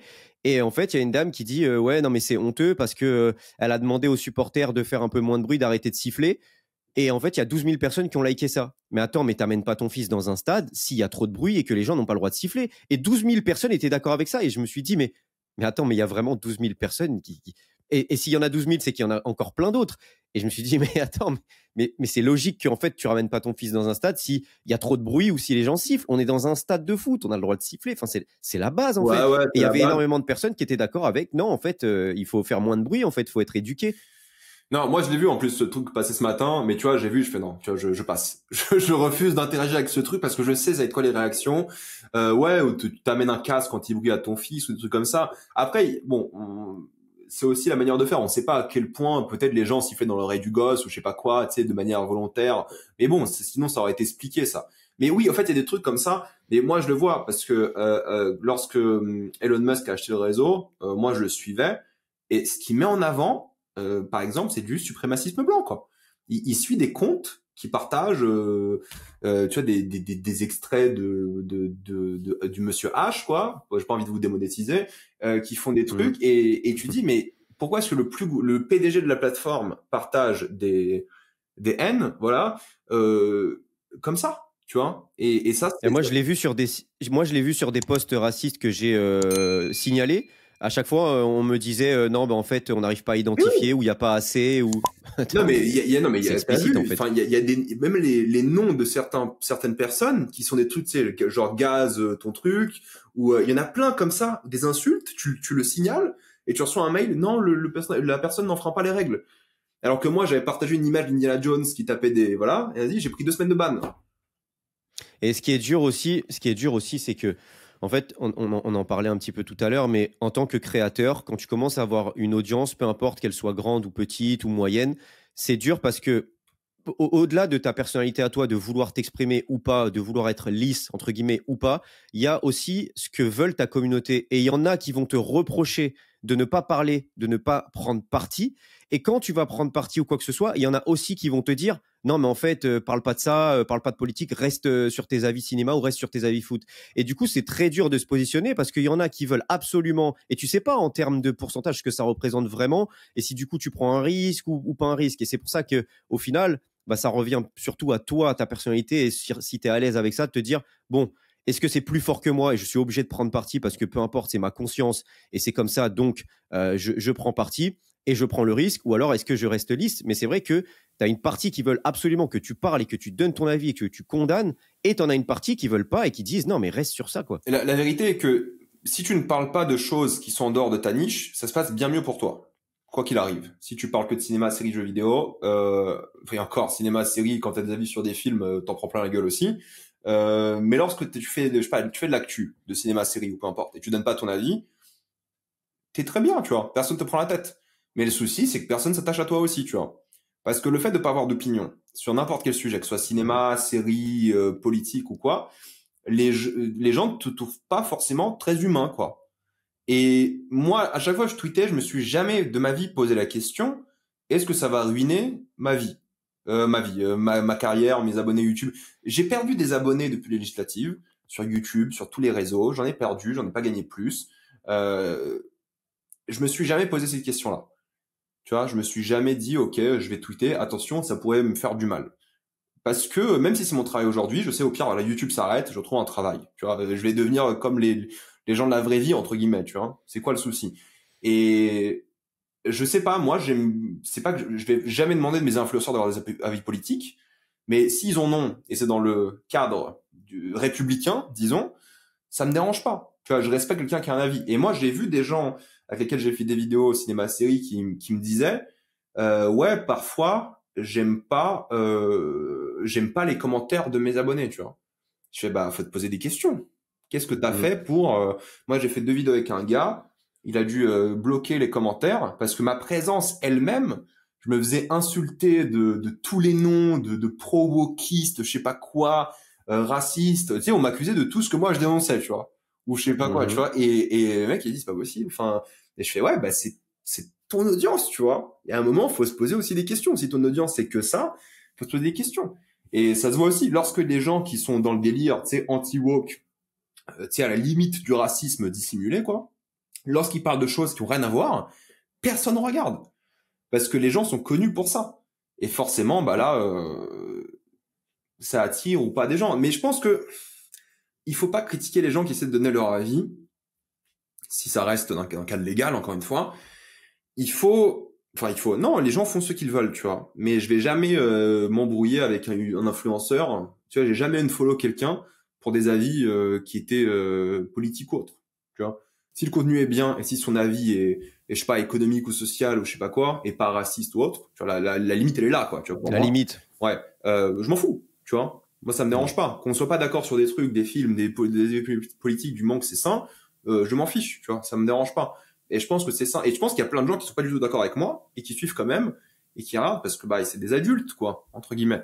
Mais par contre, si tu passes ce cap où ton contenu, et moi j'en ai vu des youtubeurs cinéma vriller de contenu pour parler que de ça, ouais, moi je trouve que ça devient problématique là, vraiment. Et je trouve que quand tu te radicalises trop, surtout je dirais à droite, mais à gauche ça peut être chiant aussi parce que tu peux tourner un peu en boucle sur des sujets qui sont entre guillemets comment dire, sain et courageux, je sais pas quoi, mais la manière dont tu fais, ça peut être pénible aussi. Tu vois, moi, quand je vois des TikTok, c'est que des gens qui veulent abattre le capitalisme. Bon, le contenu me fait chier un peu, tu vois. Je fais OK. Tu vois, c'est intéressant, mais il y a un moment, OK, tu vois, parle-moi d'autre chose d'un point de vue cinématographique ou je sais pas quoi, tu vois. Je veux bien. Par contre, si ça commence à me dire, ouais, il y a trop de noir dans Le Seigneur des Anneaux, là, je unfollow, tu vois. Là, je fais, au début, j'écoute, tu sais, je me dis, c'est quoi la logique? Après, je fais, enfin, non, tu vois, je fais, en fait, il y a pas de logique. Il y a pas de logique, tu vois. Et des trucs comme ça où Donc, faut faire un peu la part des choses. Mais si tu pars du principe que, ok, je vais pas parler parce que j'ai peur de mon business, si t'es tout seul, si t'as des employés et tout, je peux comprendre, tu vois. Si t'as des employés, il y a des gens qui dépendent de toi financièrement, je peux comprendre que t'aies pas envie de prendre la parole. C'est logique. Il faudrait en parler avec eux avant, tu vois. Mais si t'es juste dans ton domaine, t'es tout seul et t'as envie de rien dire, c'est très bien. Mais si tu commences à te poser des questions, est-ce que je devrais dire ça ou pas, ça devient cynique pour moi. Et du coup, moi, j'ai envie de faire face à un humain et pas à une entreprise, forcément. Et j'aime pas quand les gens cachent trop leurs avis par peur de froisser personne, quoi. Tu vois. Et je trouve ça un peu, pas lâche, mais inintéressant, en fait. Et c'est pas ce qui m'intéresse. Et il est pareil, les gens qui parlent de cinéma, et surtout sur TikTok, c'est la nouvelle génération, du coup, ils ont pas encore les codes, mais ils vont jamais être négatifs. Tu vois, même le pire film de l'histoire, ils vont dire, ouais, il y a des qualités. Tu fais, ah, mec, c'est nul. Enfin, c'est ok de le dire. Et je préfère quelqu'un me dire c'est de la merde, que quelqu'un qui va toujours essayer de broder autour en mode, ouais, c'est bon, des trucs, je sais pas quoi. Ça m'intéresse pas, tu vois, parce que je sais pourquoi tu fais ça. T'as peur de pas être réinvité, t'as peur que tel film est vu ou je sais pas quoi. Enfin, tu sais, il y a des trucs où tu vas être mal vu. C'est vrai, mais tes critiques, c'est ton travail de te faire détester aussi, tu vois. Enfin, entre guillemets. Et tout le monde déteste un critique. Tout le monde. Mais c'est le but. Et c'est important, la critique aussi, je pense. Mais c'est comme ça, quoi. Ouais, on l'a vu récemment avec les critiques de Joker 2 qui ont passé l'envie d'y aller. Je vais peut-être me faire un avis un jour quand j'aurai le temps, mais vu les critiques de base, notamment ce qu'il y avait ces derniers temps, L'amour ouf, vu les critiques, j'avais été direct le voir. Joker 2, peut-être si un jour j'ai la flemme, je me ferai mon propre avis. Mais je vois que t'es pas forcément stratégique dans tes dires sur Twitter, tu dis ce que tu as envie de dire. Est-ce que tu es plus stratégique dans la sélection des films ou des séries que tu vas traiter sur YouTube, etc. Est-ce que tu es du genre à avoir ta passion et tu dis, moi j'ai envie de voir ça, moi ça m'intéresse, je vais faire une vidéo dessus? Ou est-ce qu'en choisissant tes vidéos, tu vas choisir plus des vidéos et des films où tu sais qu'il va y avoir une audience et qu'il va y avoir plein de gens qui vont regarder? En fait, faut faire les deux. Dans le sens où d'expérience, les gens attendent de toi plusieurs choses. Et ce que tu devrais faire aussi d'un point de vue, disons, business, c'est qu'en gros, moi, j'ai commencé à faire des vidéos sur les grosses sorties, et c'est ce qui fait le plus de vues, et c'est normal de les faire. Que t'aies envie, tu vois, Venom, je m'en branle de Venom. J'en ai rien à foutre. Mais je sais que ça va marcher. Et je sais que je peux aussi apprécier, et je sais que professionnellement, c'est aussi des obligations, tu vois. Tu peux pas être youtubeur et te dire, je vais faire que ce qui me fait plaisir. Tu vois, ça reste un travail et parfois, il faut aller voir des trucs de merde. Et je veux dire, dans le pire des cas, tu te rends compte que ton travail, c'est regarder des films. Donc, chute un peu, tu vois. Donc, il faut être un peu toujours... donc, oui, il faut faire les gros... Tu vois, bien sûr, j'allais faire Joker, bien sûr que j'allais faire L'amour ouf, bien sûr que j'ai fait Monsieur Aznavour, bien sûr que je vais faire Venom, je vais faire tous les films, tous les gros films, Gladiator qui sortent, évidemment. Parfois, j'ai envie de parler de plus petits films. Et là, il y a plusieurs stratégies qui doivent s'opérer. Tu sais que si tu fais une critique, comme moi je fais une critique du film, ça va pas marcher. Parce que les gens regardent le film qui les intéresse. Et c'est tout à fait ok et normal. Tu vois, là, j'ai fait une vidéo de Transformers, j'avais pas prévu, mais j'ai bien aimé le film. Et je me suis dit, bah, en vrai, si ça peut intéresser des gens que de m'entendre parler de Transformers pendant 10 minutes, pourquoi pas, tu vois.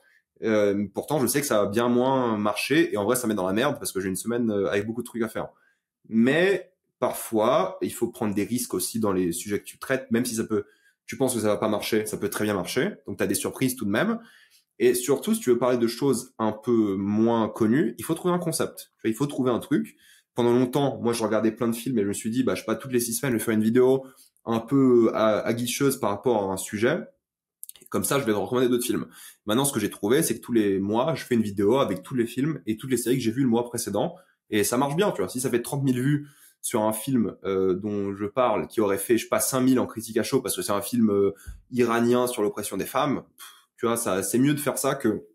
Donc, faire un équilibre entre ce qui te fait plaisir, ce qui marche, les sujets que tu as envie d'aborder, et y mettre de toi-même, quoi. Mais oui, il y a des obligations. Et enfin, moi, je pense que c'est normal de se sentir obligé de traiter certains contenus. Je veux dire, si t'es professionnel, tu fais ça à temps plein, bah, la vie de travail, parfois, c'est chiant et t'as pas envie de... Tu vois, j'ai pas envie de passer mon vendredi soir à faire du montage sur Venom. Mais c'est le game, tu vois. Et c'est comme ça aussi. Et il faut un peu s'adapter et tout. Et de toute façon, à chaque fois, je me dis, bah, je me plains de quoi? De regarder des films, de faire des vidéos YouTube, c'est bon. Tu vois, d'être super bien payé, waouh. Triste moi, tu vois. Bon, faut pas finir dans le burn-out ou je sais pas quoi, mais oui, t'es obligé. T'es obligé d'être dans l'actualité. Mais c'est bien, ça te rythme un peu ta vie, tu vois. Parfois t'aimes pas, mais c'est comme tout le monde. C'est comme ça. Et puis surtout que c'est aussi une question de passion, et il faut pas que la flamme s'éteigne, parce que si tu commences à faire que des sujets que tu fais par obligation, entre guillemets, même si c'est cool parce que tu regardes des films, alors, au bout d'un moment, ça fait quand même plaisir de regarder un film que tu as vraiment envie, d'en parler aussi. Ça peut être positif parce que tu en parles avec passion. Donc, mine de rien, les passionnés qui vont t'écouter, quand tu parles, que tu es passionné, que tu es convaincu, tu es un peu plus convaincant. Et même au-delà à écouter, c'est quand même plus sympa à écouter quand quelqu'un est passionné par ce dont on t'y parle. Et puis surtout, oui, comme tu l'as dit, en fait, il y a aussi l'accent, comment tu l'amènes. French Premier League en parlait dans un podcast précédent. Quand il parlait d'un certain club et à un moment donné, il a migré, il parlait d'autres clubs. Eh ben, pour parler d'un autre club, même si ça va faire moins de vues, qu'est-ce que tu fais? Tu parles de ce club-là, mais tu parles aussi de ton club qui te ramène pas mal de vues. Donc, le fait de mixer les deux dans la même vidéo, ça va faire que ça va booster les vues de cette vidéo-là. Ouais. Pareil, tu peux utiliser un axe un petit peu différent. Au lieu de parler seulement, par exemple, du film, je pense que c'est ce que tu as déjà dû faire, mais au lieu de parler du film à proprement parler, tu peux dire, je sais pas, pourquoi ce film-là, en fait, il est mieux qu'un film qui est bien connu, un blockbuster ou un truc comme ça, qui fait que tu vas prendre aussi le trafic de l'autre film, tu vas attirer la curiosité, et au final, l'axe que tu prends, il est aussi important. C'est essentiel. Et de toute façon, je veux dire, la flamme, il y a tellement de films, de séries, de trucs, la flamme s'éteint pas, tu vois. Allez, t'enchaînes 2 vidéos sur un truc qui t'intéresse pas pour les vues, c'est pas grave, tu vois, la troisième est un truc que t'aimes bien. Et je veux dire, c'est pas la mer à boire non plus. Tu vas voir un film, tu fais ta critique, tu réfléchis, t'essaies d'être plus ou moins juste par rapport à ce que tu ressens, et ça va. Tu vois, moi, je fais 4-5 vidéos par semaine, donc j'ai un rythme assez élevé, j'essaie de regarder plein de trucs. Si je fais 2 dans la semaine de vidéos que j'avais pas envie de faire aussi vite à ce moment-là, c'est pas si grave que ça, tu vois. Enfin, je veux dire, avant, il y avait des journées de travail, j'avais pas envie d'y aller, j'y allais quand même. Tu vois, et parfois, c'était des semaines, j'avais pas envie d'y aller, ou des moments, et bon, tu sais, je relativise à chaque fois, je me dis, c'est pas si grave que ça. Oui, parfois, c'est dur, entre guillemets, parce qu'il y a beaucoup de travail, et t'es obligé de faire des trucs vite, et tu peux te perdre un peu parce que tu t'es donné une charge trop importante, et c'est juste physiquement pas possible. Mais faut trouver l'équilibre, et c'est pour ça qu'il faut essayer de parler de tout ce que tu veux et t'aimes, de la meilleure manière possible. Et faut s'adapter. Après, oui, t'essayes pendant des années. Comment je motive quelqu'un à parler de tel club ou tel film ou telle série en intéressant les gens. Tu vois, moi, avant, je faisais des vidéos sur l'actualité de temps en temps. Quand il y avait une actualité importante qui sortait, maintenant, je le fais toutes les semaines, en début de semaine. Et les gens viennent toutes les semaines regarder l'actualité. Donc, en gros, tu vas mettre tes grosses actus qui vont intéresser les gens. Et ça sera 10% de la vidéo. Et il y aura plein d'autres actus que les gens vont aussi regarder. Et ça, c'est intéressant. Et comme ça, tu les motives à s'intéresser à d'autres trucs. Et c'est ça que je fais tout le temps. J'essaye de faire tout le temps le mieux possible. Tu vois, là, je vais faire une critique de 2 séries, Industry et Slow Horses. Je sais pas même pas si vous connaissez, par exemple, mais si vous avez entendu parler, comment je motive quelqu'un à regarder une vidéo sur ces 2 séries-là, tu vois. Et je suis en train de réfléchir à comment le faire pour les motiver à regarder les séries, alors qu'elles sont pas spécialement si connues que ça en France, par exemple. Donc, faut s'adapter, il faut jouer avec les codes de YouTube, faut les apprendre constamment, faut aussi jouer avec les codes de TikTok, parce que tu vois, ça a été un nouveau monde qui s'est ouvert, faut l'apprendre. Et oui, c'est entre guillemets, c'est l'expérience, quoi. Et tu sais l'expérience, tu regardes ce que les autres ils font, est-ce que c'est une bonne idée, pas une bonne idée, est-ce qu'ils l'ont bien fait, tout ça, quoi. Donc c'est toujours, moi je vous l'ai dit, mais je suis abonné à tous les gens qui le font. Et à chaque fois qu'ils sortent une vidéo, je reçois une notif. Je me dis eux ils ont fait ça, ok. Moi je comptais pas faire ça, mais pourquoi pas, tu vois. Et des trucs comme ça. Ouais, moi aussi je regarde beaucoup la concurrence. T'es obligé. Sinon tu te perds, quoi. Et eux te regardent aussi, c'est obligé aussi, tu vois. Enfin, s'ils ont le temps, enfin, ça les intéresse, mais voilà, c'est obligé. On va parler monétisation, tout le côté financier. Tout à l'heure, tu as parlé des chiffres sur TikTok. Pour arriver à ton stade, là où tu es actuellement, si tu devais donner un pourcentage de tes revenus, combien chaque plateforme te rapporterait et combien de sources de revenus différentes tu as réussi à générer avec une chaîne cinéma, par exemple?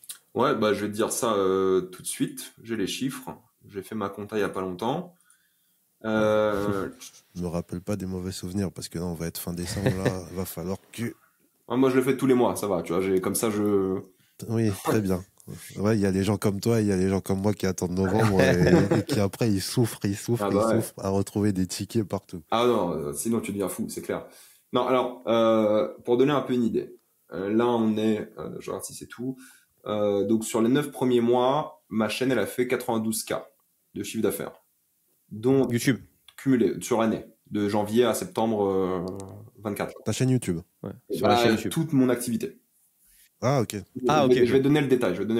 Elle a fait 92K de chiffre d'affaires au total. 32K de pub YouTube, d'AdSense YouTube. Ok. Là, actuellement, je suis à 7000 de TikTok, à peu près. Je serai sûrement à 9000, 10 000 en octobre. Donc TikTok, début d'année, je faisais quand même 800 par mois, mais j'ai été démonétisé 2 mois, parce que TikTok change les règles tout le temps, bref. Donc en étant démonétisé 2 mois, je suis quand même à 8000 euros de TikTok.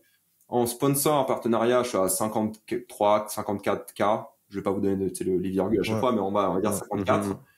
En Twitch, je suis à 100. Tu vois, j'ai dû faire 10 lives dans l'année, quoi. Et Twitter, je suis à 350. Donc ça fait 90, 92K, quoi, comme ça. Donc les revenus AdSense, bon, vous connaissez, c'est les vues YouTube, quoi, les pubs. TikTok, maintenant, ça marche de mieux en mieux.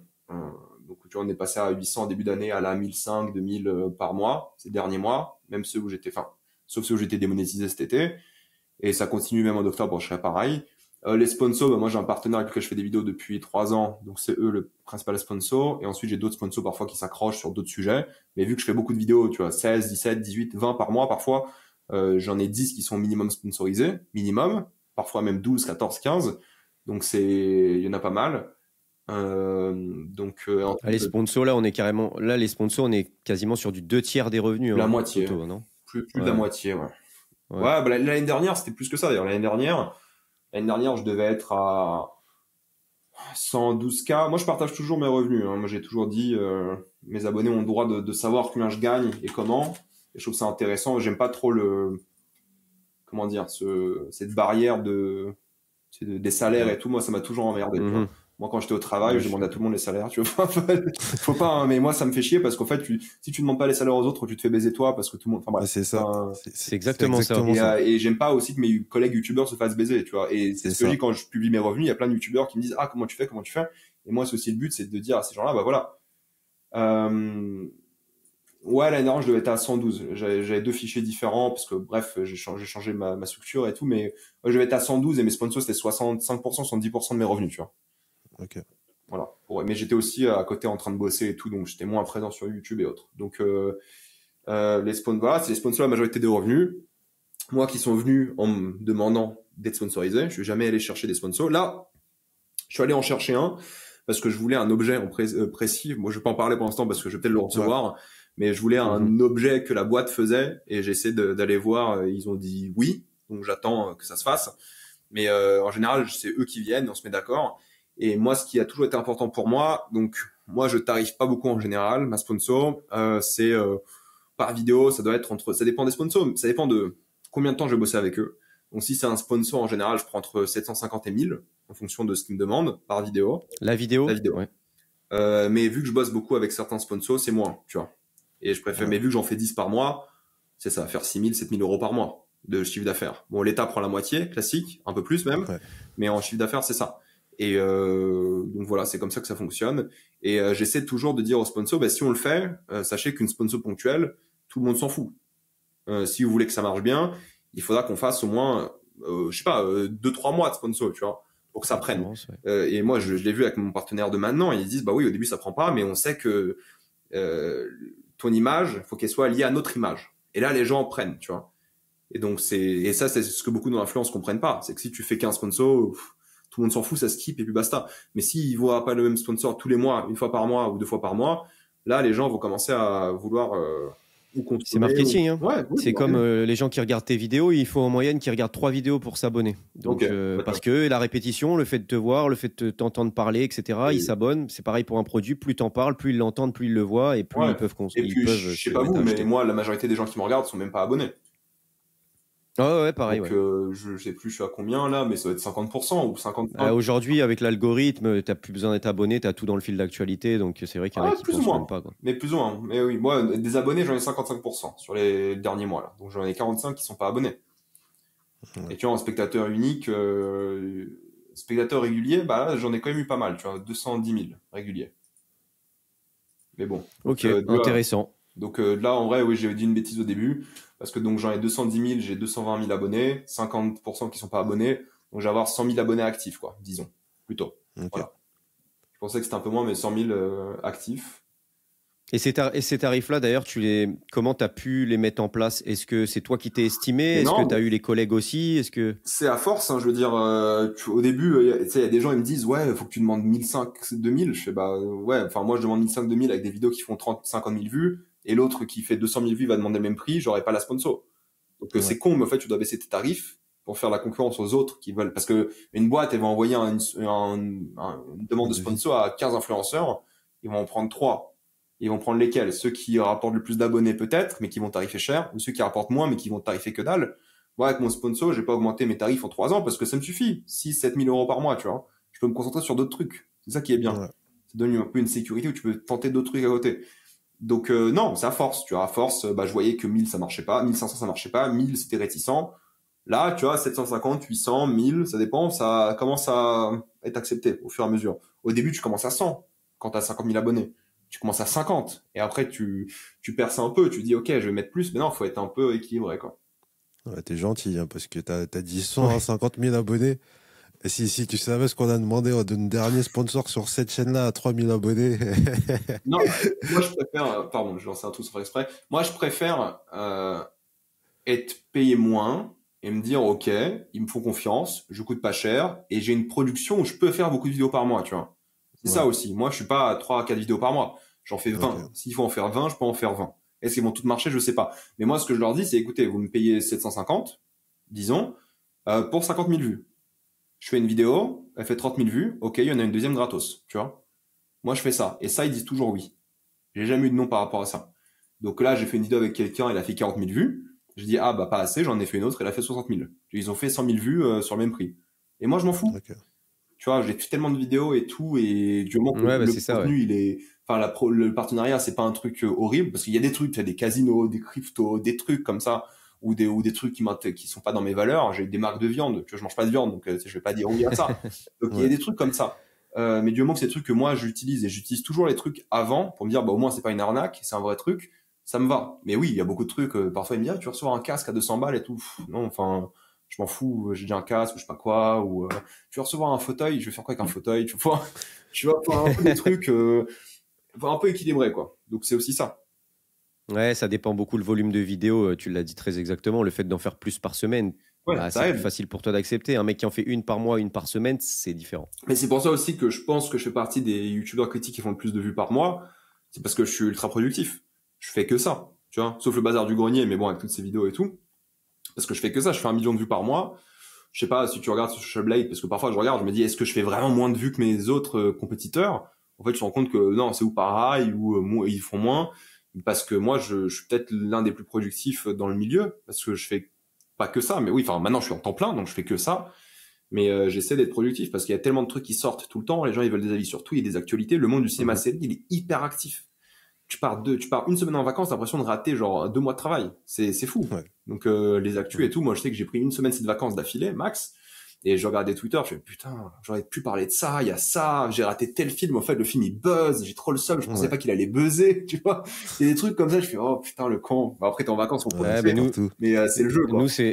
nous, c'est aussi beaucoup ça dans notre niche. Mais justement, par rapport à ça, comment tu fais pour gérer ça? Parce que tu pars en vacances, mais tu t'hésites à partir en vacances. Tu te dis, si je pars justement pendant une semaine ou deux, c'est déjà beaucoup. Est-ce que je vais rater beaucoup de choses? Quand tu rates les choses, est-ce que ça te ternit un petit peu tes vacances? Comment tu arrives à te détacher de tout ça? En fait, l'avantage des films et des séries, c'est qu'il y a un planning. Tu sais quand est-ce que sortent les films et les séries. C'est l'avantage, plus ou moins. Par contre, là, j'ai envie de partir 2 semaines en vacances, tu vois, début d'année prochaine. Mais il y a The Last of Us qui sort. Mais il n'y a pas de date encore pour The Last of Us. Et plus j'attends pour prendre mes billets d'avion, plus ça sera cher. Donc, tu vois, c'est ce genre de truc. En fait, il faut s'organiser. Là, je suis parti une semaine en vacances pendant la semaine où il y avait The Crow et Blink Twice qui étaient sortis. Et Blink Twice, ça avait bien buzzé sur les réseaux, tu vois, alors que je pensais que personne allait voir ça. Tu vois, et parfois tu fais des erreurs. Tu dis, ok, je vais parler d'un film au lieu de l'autre. J'avais raté Rebel Ridge sur Netflix. J'aurais dû en parler, alors que moi, je voulais en parler à la base. Je me suis dit, mais personne va regarder un film d'un réalisateur qui a fait des films ultra niche et tout. Et c'était top 1 Netflix pendant des semaines. Et j'avais trop le seum, tu vois. Donc, par rapport aux vacances, c'est ça. Tu regardes, donc plus de 2 semaines de vacances, je pense que c'est mort, aujourd'hui, dans ma profession, entre guillemets. À moins vraiment d'avoir un trou où il y a rien d'intéressant. Mais même s'il y a rien d'intéressant, je vais quand même préparer le même nombre de vidéos en avance. Donc oui, certes, il y a des vacances et tu vas faire des sujets à froid, entre guillemets, qui marche plus ou moins bien, mais au moins les gens, ils ont quand même des vidéos et l'algorithme ne t'oublie pas. Donc ça fait quand même du travail en amont. Donc imaginons que je vais partir en mars, par exemple, et j'ai envie de partir 2 semaines. Il faut que je fasse au moins 8 vidéos, parce que j'en fais 4 par semaine minimum. Il faut que je fasse au moins 8 vidéos. Donc ça veut dire que dans mon planning habituel, il faut que j'ajoute une vidéo par semaine.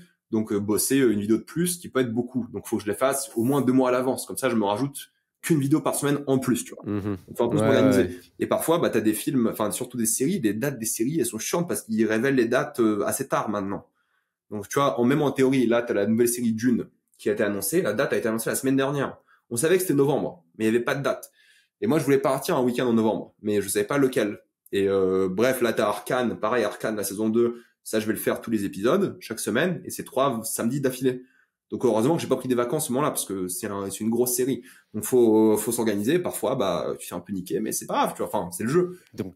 Donc même si tu pars 2 semaines, t'auras... Parce que quand tu peux partir, tu peux toujours prévoir une petite vidéo ou 2 qui sort, histoire de pas se faire oublier. Mais non, t'as quand même ton planning où tu vas sortir le même nombre de vidéos, quoi. Ouais, moi, j'ai une règle. En gros, j'ai un fichier.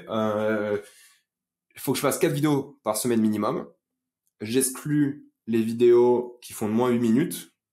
C'est le côté pub et tout, tu peux mettre plus de pub. J'exclus les vidéos qui sont sur les jeux vidéo, parce que j'en fais de temps en temps, mais c'est pas ma niche, du coup, je les exclus quand même. Et j'exclus les vidéos qui font de moins de 25 000 vues. Si une vidéo fait moins de 25 000 vues sur ma chaîne, je me dis, il faut que j'en fasse une autre. C'est pas assez. C'est le critère que je me suis donné. Et c'est pour ça que parfois, je fais plus de vidéos, parce qu'il y en a qui ont moins bien marché.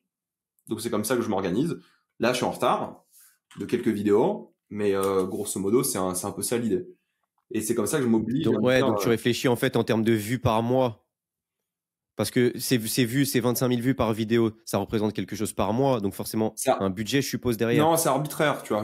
Avant, je me disais, quand je bossais, je me suis dit, faut au moins mes vidéos fassent 20 000 vues, tu vois. Pour me dire, en fait, je me dis, si la vidéo fait pas 25 000 vues, est-ce que ça vaut le coup que je la fasse?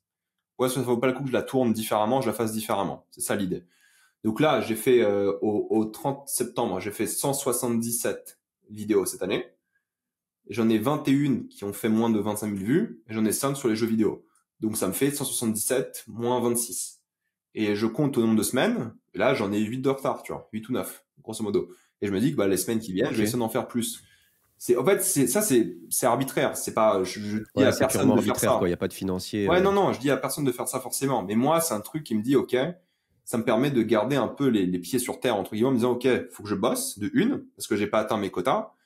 Et il faut que je trouve des bonnes idées. Parce que si je peux faire des vidéos sur des trucs qui vont pas marcher, mais le challenge, il est ni intéressant pour moi, parce que ok, je fais un truc, ça marche pas. Non, faut que je trouve des idées pour motiver les gens à regarder, constamment. Sinon, c'est pas intéressant pour les gens. C'est pas intéressant même intellectuellement pour moi de faire la machine et me dire, ok, bah, je fais toujours la même chose. Tu tournes un peu en rond. Donc, faut toujours être, actif en faisant des trucs différents, tu vois. Tu vois, cette année, sur TikTok, j'ai mis des mois à trouver ce que je voulais faire convenablement, que je puisse le faire de manière rapide. Là, j'ai passé des semaines à changer de setup et tout, de nouvelles caméras, j'ai tout changé pour trouver un truc plus intéressant pour les spectateurs et en même temps meilleur. Et faut le faire constamment. Mais je veux dire, au travail, quand tu bosses, c'est la même chose. Je veux dire, si tu es dans un travail où tu fais la même chose en boucle sans réfléchir, tu veux te suicider, quoi. C'est horrible. Ouais. C'est pour ça il faut du challenge au travail aussi. Et c'est comme ça que moi, je m'oblige. Parfois en me disant voilà, je vais faire X vidéos parce que les vidéos que j'ai faites, que j'avais prévues, n'ont pas fait assez de vues et je considère toujours que c'est ma faute. Je vais pas être en mode oh les gens regardent plus. Non, c'est à moi de motiver les gens de regarder. C'est tout. Et si le game il change, les habitudes des gens changent, pourquoi moi je suis pas dans leurs habitudes? Tu vois? Qu'est-ce que je peux être en dehors de leurs habitudes? Donc c'est pour ça, c'est vrai, ne pas être sur TikTok aujourd'hui, je pense que c'est une dinguerie. Vraiment. Enfin, si t'es content sur YouTube et tout va bien, ok. Mais moi, j'ai remarqué que être sur TikTok, ça me ramène des gens sur YouTube de une. Ah ouais? C'est la première fois que j'entends ça. Bah ouais, parce que la plupart, ils disent le contraire, c'est pour ça. Et moi, je déteste TikTok en plus et j'ai pas envie de me mettre dessus, tu vois. Bah après, il faut trouver ton truc, ta niche, tu vois. Mais en fait, du moment que c'est important de pas faire les mêmes choses. Moi, tout ce que je fais sur les réseaux, YouTube reste le truc principal. Ce que je fais sur TikTok n'a rien à voir avec YouTube. Mais parfois, les gens, je vais être sur un sujet un peu annexe, tu vois, d'une vidéo YouTube. Et les gens vont me dire, ah bah t'as pensé quoi de ça? Regarde ma vidéo. Et les gens le savent, tu vois, à force. Pourtant, la majorité des gens me suivent pas sur YouTube. Mais c'est juste que, tu vois, je parle de plein de films, et ils me demandent des avis sur des films récents. Je lui dis, bah, il y a un endroit pour mon avis sur les films récents, c'est sur YouTube, tu vois. Je parle jamais d'actu sur TikTok, mais l'actu, elle est sur YouTube. Et en vrai, je pense que ça m'a aussi aidé à avoir de plus d'abonnés, je sais pas, mais que les gens me connaissent de YouTube et qu'ils commencent à regarder. Ok. Alors que c'est un game différent. Mais je pense que c'est essentiel d'être sur TikTok aujourd'hui. Je pense, enfin, si tu veux toujours avoir une présence en ligne, c'est important. Et notre travail, entre guillemets, moi en tout cas, c'est d'être présent en ligne le plus possible, entre guillemets, quoi. Ouais. C'est ça aussi. Mais après, toi, tu as une stratégie qui fait que ça peut fonctionner parce que, comme tu as dit, tu as du contenu YouTube et tu as du contenu TikTok. Nous, ce qu'on a fait et qui marche pas pour nous et qui fait qu'on ne donne pas plus de temps à TikTok, c'est que nous, on fait des podcasts et on les coupe et on met des extraits sur TikTok et ça marche pas Ouais, très il faut bien. mettre du contenu exclusif, clairement. Il faut du En fait, il contenu faut, original. si tu te lances sur un réseau différent, il faut que tu mettes du contenu différent parce que la personne n'aura aucun intérêt à aller te suivre sur le nouveau réseau si c'est le même contenu que sur un autre réseau où à la base il te suivait. Donc, ouais, faut mettre du contenu exclusif, mais ça prend un peu plus de temps. Il faut savoir quel contenu tu fais aussi. Ça se réfléchit un petit peu. Et il faut voir aussi si tu es en adéquation un peu avec les codes de ce réseau. Moi, c'est vrai que j'ai beaucoup de mal. Donc pour l'instant, je suis pas dessus. Mais en fait, c'est ça aussi le jeu, c'est que, bon, les podcasts, moi j'avais fait un podcast avec un mec, un Lillois, il y a quelques mois, et lui, il a mis 3 extraits d'une conversation d'1 heure qu'on a eue. Et il a pris les 3 extraits, pas intéressants, mais les plus piquants, quoi. Et il a posté dessus. Et ils avaient bien pris. En plus, moi, j'ai republié, donc ça fait encore plus de vues, et c'est des extraits qui ont fait, je sais pas, 100 000 vues. Ensuite, il a publié la vidéo entière et sur YouTube et sur TikTok. Il a mis la vidéo 1 heure sur TikTok, et la 1 heure, elle a quand même fait, genre, pareil, 70 000 vues, tu vois. Donc je pense que pour les podcasts, faut trouver le moment parfait. Mais en fait, c'est trop chiant ça. Podcast, c'est trop chiant parce que tu dois trouver le moment parfait. À moins que pendant la conversation, tu notes un truc, c'est de manière un peu cynique. Ah, ça c'est bien. Je fais un timestamp ici, c'est cool. C'est un peu, ouais, je trouve c'est un peu cynique, quoi. Tu vois, je me dis, c'est pour ça que le contenu exclusif, c'est bien, mais faut le trouver. Ou alors tu racontes, je sais pas, une anecdote de podcast, tu vois. Tu dis, ah bah j'ai interviewé Reg et Gorilla, il nous a dit qu'il gagnait X montant d'argent, parce que ça fait kiffer les gens en général, l'argent. On en a parlé avec lui, il nous explique pourquoi, et tu donnes ton avis dessus. Tu vois. Et voilà, faut connaître les codes et trouver comment toi, ta personnalité, ton travail peut rentrer dans ces codes-là. Et justement, peut-être même un peu changer les attentes des gens par rapport à ça. Tu vois, moi sur TikTok, c'est simple, j'ai toujours les mêmes formats de vidéos, à quelques exceptions près. Si tu vas sur TikTok, en fait, si tu rentres TikTok, tu vois, mes trucs qui ressemblent à ça. Tu vois, il y a moi en bas avec une image d'un truc en haut. Et les gens, quand ils sont dessus, bah, ils savent que c'est moi, tu vois. Il y a personne dans le game cinéma qui fait ça, ou très très peu. Et c'est comme sur YouTube, quand ils voient une miniature rouge, les gens savent que c'est moi. Et du coup, qui m'aime ou pas, au moins, ça fait le tri. Et en vrai, ça, c'est pratique. Donc, faut se créer un peu une identité. Et ça met du temps. Enfin, ça met des années à trouver une identité, à trouver un truc qui marche bien. Mais c'est ça aussi. Mais oui, il faut du contenu exclusif. Moi, je le pense vraiment. C'est ce qui aide le plus. TikTok, après, Reels, tout ça, moi, je trouve ça insupportable, ça marche pas bien et tout, mais TikTok, c'est puissant. Si t'arrives à faire un truc, tu vois, sur TikTok, j'en poste 4 par jour, mais même, parce que je trouve que c'est Ah ouais, d'accord. Ah ouais, j'en poste 4-5 par jour. Au moins. Mais je te dis, moi, tu sais, j'ai OBS, je tourne en mode industriel. J'ai préparé mes onglets, j'ouvre mes onglets, j'ai l'image, hop, je dois parler de ça. Hop, on enchaîne. Donc, tu vois, un TikTok d'1 minute, il me prend 2 minutes à faire. Et j'enchaîne, tu vois. Ben, en fait, faut trouver le côté un peu industriel pour le faire rapidement. Et c'est comme ça que ça marche bien, quoi. Mais après, oui, moi, c'est facile. Il y a 1000 trucs qui se passent dans mon domaine. Donc, Ouais. tu vois. Mais après, moi, j'en vois des influenceurs, je sais pas, foot, qui est sur TikTok. Il y a 1000 matchs aussi. Il y a 1000, j'ai vu un gars qui répondait au Reddit, tu sais, r/soccer. Il répondait à quasiment tout. Il montrait des trucs et tout. Tu vois, il donnait son avis. Et je trouvais ça intéressant. Et moi, ça m'a inspiré en mode, ah, ça c'est pas mal. Tu vois, je pourrais réagir à des trucs comme ça aussi. Et parfois, je prends l'inspiration de gens qui font pas du tout du cinéma. Et je me dis, ça peut être cool dans mon domaine. Ouais, c'est pour ça qu'on a switché un petit peu parce que on était dans une niche. On avait 2 chaînes sur la niche d'un club, par exemple, qui est le Paris Saint-Germain. Et du coup, la deuxième chaîne, au lieu d'avoir 2 chaînes sur le PSG, on l'a transformée en chaîne sur le foot en général. Parce que, comme tu dis, il se passe toujours quelque chose tous les jours, alors qu'avec le Paris Saint-Germain, bah, il se passe les choses qui se passent dans ton club, mais c'est limité à. Il se passe 2-3 trucs dans la semaine. Donc, forcément, t'es limité. Et puis, Par tu deviens contre, fou. si tu parles du football en général, bah, il se passe quelque chose toutes les 5 minutes, tu ouvres Twitter, il se passe quelque chose dans un club. Donc, à ce moment-là, oui, t'as de quoi faire. Mais j'en voyais. Ouais, ou même l'avis de quelqu'un. Hein. Tu prends juste l'avis de quelqu'un sur Twitter ou autre, ou un TikTok, Et tu tu le le reprends et tu parles. Non, Et tu le défonces, ton avis. Non, mais en gros, c'est ça. C'est que surtout le foot, il se passe. Je sais pas, tu vas. Moi, de temps en temps, quand je veux l'actu foot, je regarde sur le Reddit soccer parce que c'est les grosses actus et je suis pas assez, mais j'essaie de me tenir un peu à jour. Et si tu vas dans la catégorie new, il y a 1 milliard de trucs tout le temps. Tu refresh, il y en a 5 autres, donc tu peux faire du contenu. Et il y en a, ils font genre 10 TikTok par jour où ils répondent à du contenu de trucs, tu vois. oh, tel but Ouais. de je sais pas quoi, tel transfert, la femme de je sais pas quoi, tu sais, des trucs même gossip qui servent à rien. Tu vois, il y a Ouais. des trucs comme ça. Alors que si tu fais que du PSG, bah, tu deviens fou parce que, ouais, tu vas commencer à faire des théories, sur la copine d'Mbappé. Tu vas péter un câble avec, je sais pas, le mec qui s'occupe des vestiaires du Paris Saint-Germain. Tu Ouais. deviens fou. Et c'est pareil pour les Ouais. gens qui font de la niche cinéma, genre ceux qui font que de l'horreur. Ouais, il y a souvent des films d'horreur, mais il y en a pas tant que ça au final. Ceux Ouais. qui font que des trucs geeks. Ouais, bah cool, tu vas bien marcher sur Marvel et Star Wars, mais après, tu fais quoi? Il y en a pas beaucoup tous les mois ces trucs-là, tu vois. Et même ça, Ouais. à partir d'un moment, les gens ils grandissent, ils regardent de moins en moins ça. Donc tu fais tous les gens qui font des trucs geeks, ils existent plus aujourd'hui sur YouTube, parce que maintenant c'est que des adultes entre guillemets sur YouTube ou des gens plus âgés, ils regardent plus ça. Sur TikTok, oui, ça marche bien, mais avec tout ça va changer. Tout le monde va vieillir aussi, tu vois, et ça va, les habitudes vont changer. Il faut être un peu à jour sur ça. Il faut suivre tout le temps ce qui se fait constamment, sinon il y a plein de gens qui arrêtent. Et peut-être moi, dans un an, je vais plus marcher. On verra bien. C'est la vie, tu vois. Mais il faut quand même Ouais. être à jour sur tout, quoi. Et voir ce que les gens font. Tu vois, sur Twitch, il y a personne qui fait du Twitch cinéma. Ou très, très peu. Ou alors des petits, tu vois. Tu vois, je sais que si j'avais une émission sur Twitch, je pense que ça marcherait bien. Je sais pas, mais je pense que ça marcherait bien. Mais j'ai pas le temps, par exemple. Tu vois, ce genre de truc. Mais je pense qu'il y a une niche à aller chercher sur Twitch qui n'existe pas. Ça n'existe pas des grosses émissions cinéma-série. Pourtant, il y a moyen d'en faire une tous les jours avec l'actu, avec les films que t'as vus. Enfin, facile. Entre guillemets, facile. Voilà, il y a du Ok. contenu en tout cas. C'est la chance Ouais, qu'on ouais, a, nous, clairement. dans cette niche-là, quoi. Mais je voulais juste rebondir sur un truc que tu as dit tout à l'heure par rapport aux vidéos que tu voulais faire et tu disais qu'il fallait qu'elle fasse minimum 8 minutes pour la pub.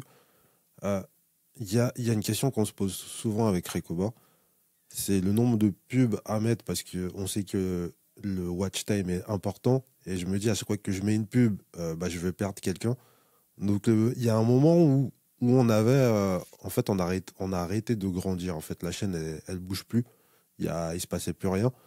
Donc on a dit peut-être que c'était la pub parce qu'on avait justement un youtubeur qui était venu sur la chaîne et il nous disait ben moi je mets pas de pub, je mets pas de pub au début et puis voilà, enfin il y a le truc automatique au début et à la fin mais il n'y a pas de mid-rolls, hein, les pubs au milieu. Et lui il faisait des 100 000 vues donc nous on a essayé de réduire aussi un petit peu. Est-ce que toi, malgré le fait que tu coupes avec des mid-rolls, quelle fréquence que tu mets et est-ce que tu penses que ça te fait descendre ton watch time aussi? Non, moi, je pense l'inverse. Je pense que plus tu mets de pubs, plus YouTube te met en avant. Pourquoi est-ce qu'ils voudraient que... Les pubs, déjà, les gens vont pas tous te les taper, même si t'en mets. Tu n'as que quelques-unes qui vont s'activer. Il y en a plein qui regardent sur PC avec Adblock. Il y en a plein maintenant. Moi, je crois que j'ai 15% de mes abonnés qui ont YouTube Premium. Non, moi, des pubs, j'en mets plein. Je sais, sur une vidéo de 20 minutes, j'en mets 6. Ah ouais. Ah ouais. J'en ai plein. J'en ai plein. Ah, punaise, j'ai Là, jamais j'ai entendu une vidéo ça. Transformers, là, j'en ai mis 4-5, elle fait 12 minutes. Ouais, mais Waouh, mais c'est Non, parce que c'est les gens, c'est moi, je fais différent. jamais de critique des pubs. Et je veux dire, moi, je grandis plus non plus sur YouTube. Tu vois, ma niche cinéma-série, 200 000, c'est bon. Tu vois, c'est fini. Je grandis plus. Mais maintenant, les gens, oui, ils ont Adblock, ou téléphone, ils ont YouTube Vanced, ou je sais pas quoi. Je pense qu'il y a peu de personnes qui sont impactées par les pubs. Moi, à l'époque, quand j'ai commencé à en mettre, les gens étaient relous. Mais maintenant, plus personne se plaint des pubs. J'ai jamais de commentaires que les gens qui se plaignent des pubs. C'est pas faux, ça rentre un petit peu dans les mœurs, hein. C'est comme les vidéos, les sponsors, hein, les partenariats, tout ça, le fait que tu parles pendant 30 minutes, 30 secondes, une minute d'un sponsor, d'un produit. Avant, c'était très critiqué, maintenant, bon, c'est devenu normal. Ouais, mais et puis, franchement, moi, je pense vraiment que plus t'en mets, plus YouTube te met en avant. C'est logique pour eux, tu vois, ils gagnent plus d'argent et tout. Est-ce que c'est forcément vrai? Je sais pas. Pour moi, ça serait logique, même si c'est peut-être une Bah, fantaisie un petit peu. Mais c'est juste que c'est ce que l'idée je me de se disais. dire, bah, je veux dire, si j'en mettais toutes les minutes, ce serait chiant et les gens s'en taperaient plein. Mais je pense que les gens, en plus, ils se les tapent pas toutes. Je sais pas, peut-être ils s'en tapent une ou deux mid-roll, à la limite. Sur une grosse vidéo où t'en mets plein, ça m'étonnerait qu'ils s'en tapent plus que ça. Moi, à l'époque, quand j'avais pas YouTube Premium, moi, je l'ai pris aussi. J'en avais pas beaucoup, hein, sur téléphone. Tu sais, j'allais peut-être une ou deux sur une grosse vidéo de 30 minutes. Pourtant, je sais qu'il y a des gens qui en mettent plein. J'ai des collègues, je sais, ils en mettent plein aussi. Mais moi, j'en mets une toutes les 5 minutes. Tu vois, à peu près. Même pas, un peu moins. En fait, plus la vidéo est longue, moins j'en mets. J'en mets beaucoup au début. Tu vois, j'en mets une à la 2e minute, à la 6e, à la 10e. Et après, j'espace. Moi, je fais l'inverse. Ah ouais, non, moi je fais Parce parce que les gens que- ils regardent le début au final, tu sais, ils regardent beaucoup au début, après ils regardent de moins en moins en théorie, en pourcentage. Donc après j'espace un peu les pubs. Ouais, mais moi, j'ai le raisonnement inverse. Je me dis, le mec qui regarde plus de 10 minutes, c'est un mec qui, en général, qui nous aime bien et qui nous regarde tout le temps. Il va regarder la vidéo, peu importe s'il y a des pubs ou pas. Alors que celui que j'ai envie qui s'abonne, Bah, en fait, j'ai pas envie qu'ils disent ah bah il y a plein de pubs, je m'abonne pas. Donc les 10-15 premières minutes, je mets rien. Enfin nous c'est des podcasts d'1 heure et après quand tu passes les 15 minutes, j'augmente la fréquence parce que c'est des gens qui regardent le podcast sur le long terme. Après c'est un podcast, c'est différent puisque Ouais. ça dure 1 heure et demie. Bah, je sais pas, moi, j'ai plutôt l'idée de récompenser les gens qui restent, entre guillemets, hein, plutôt que Ouais, l'inverse, tu vois. ouais. Genre, t'es sur ma chaîne, tu regardes le début et pas la suite, des pubs. Bah, j'exagère quand je dis ça, tu vois. Mais non, enfin, pour moi, ça a toujours été logique, ça a jamais dérangé personne. Et ça marche bien, je veux dire, moi, mes vidéos, elles marchent bien, de mieux en mieux, entre guillemets, par rapport à l'audience générale de YouTube. Ce qui est bien quand tu regardes la concurrence, c'est que je suis pas une anomalie, tu vois, dans le sens où je me dis, ah bah, tout le monde fait moins de vues. Non, je fais autant de vues que tout le monde, voire un peu plus, parce que j'ai plus d'abonnés en général. Ouais. Mais donc, c'est pour ça qu'il faut regarder la concurrence.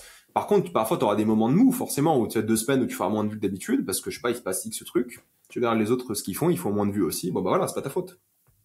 Tu vois, c'est l'industrie, entre guillemets. Donc, c'est pas ta faute, t'as rien fait de mal, c'est comme ça, quoi. Donc, Ok. ça réconforte aussi de se dire, voilà, dans ce moment-là, il y a des gens qui regardent pas YouTube. Dernière question qu'on va te poser, c'est quel conseil, si demain tu devais recommencer à zéro avec tout ce que tu sais maintenant, quelle stratégie que tu mettrais en place dès le début et plus globalement, quel est ton secret qui a fait que tu es arrivé là où tu as réussi à arriver sur YouTube? Moi, je pense que, comment dire, la malchance que j'ai eue, c'est que moi, j'ai appris en faisant, entre guillemets, donc pendant des années et des années. Mais si je devais commencer à zéro, ça serait beaucoup de préparation en amont par rapport à ce que les gens font. Tu regardes ce que les gens font et tu regardes ce que toi, tu as envie de faire. Tu regardes leur format, tu regardes ce qui marche, tu regardes ce que toi, tu pourrais faire dans ce format-là, comment, ou prendre les concepts des gens que tu penses faire mieux qu'eux, par exemple. C'est un peu sadique de dire ça comme ça, mais oui, c'est la vérité, c'est qu'il y a des gens, tu dis, ah, ça c'est pas mal, mais il me fait chier, tu vois. Par exemple. Là, il a une super bonne idée, mais le mec, ses arguments sont pas bien, ou je sais pas quoi. Donc, en vrai, la vérité, c'est qu'il faut être très critique de ce qui se fait, de ce qui marche, beaucoup te renseigner avant même d'installer ta caméra, parce qu'à la base, tu pars avec une envie. Et comment tu traduis cette envie en contenu? Tu regardes ce que les gens font. Ensuite, dès que tu as trouvé ton truc, t'expérimentes, t'écris des trucs, tu tournes peut-être quelques vidéos, avec au moins un bon micro et au moins une bonne lumière si tu fais du facecam. Au moins ça. La qualité vidéo, la HD, c'est très bien, surtout sur TikTok et autres, on s'en fout. Ton téléphone, c'est très très bien en général. Peu importe ton téléphone aujourd'hui, en général, ça va. Et tu tentes des trucs. Et le truc, c'est que en théorie, la première fois, tu vas te dire ouais, c'est pas mal, je sais pas quoi. Et après, attends quelques jours, tu vois. Retente un truc, recommence. Et l'idée, c'est que poster, c'est bien. Parce que poster, au début, ce sera dur, personne va regarder, personne va s'intéresser, mais tu vois ton contenu dans le monde avec le contenu des autres. Et ça te permet de prendre du recul en disant, OK, ça marche pas parce que je viens de commencer, mais comment je peux faire pour mieux le faire marcher? Comment je peux percer dans cette niche? Et en fait, c'est préparation et étude, quoi, entre guillemets. C'est juste ça. Mais après, c'est l'expérience. Au début, tu sauras pas parler à un micro, c'est normal. Tu sauras pas regarder une caméra droit dans les yeux. Plein de trucs comme ça. Donc, et ça, c'est des erreurs que tu vas faire pendant des mois, voire des années, jusqu'à ce que tu sois habitué. Tu arrives à te poser, tu arrives à faire plein de choses. Et à partir de là, oui, tu vas y arriver, tu vas échouer beaucoup, mais il faut. Tu vois, moi, avant de trouver ma TikTok, pourtant j'ai fait 10 années de YouTube avant, mais avant de trouver ma niche sur TikTok et comment bien le faire, et depuis que j'ai trouvé, ça a bien pris, j'ai dû prendre 50 000 abonnés cette année, plus que les X années réunies avant, peut-être depuis le Covid, on va dire à peu près, parce que j'ai trouvé enfin l'identité que je voulais avoir sur TikTok et ma niche dessus, et comment je peux en faire beaucoup rapidement. Et c'est des trucs, des détails comme ça, qui vont prendre des mois à trouver. Mais une fois que tu as trouvé comment faire ça comme une machine, entre guillemets, en changeant à chaque fois évidemment un petit peu, ça se passe mieux. Mais si t'es pas à l'écoute de ce qui se fait sur le marché, entre guillemets, ça sert à rien. Tu vas te faire détruire par tout le monde.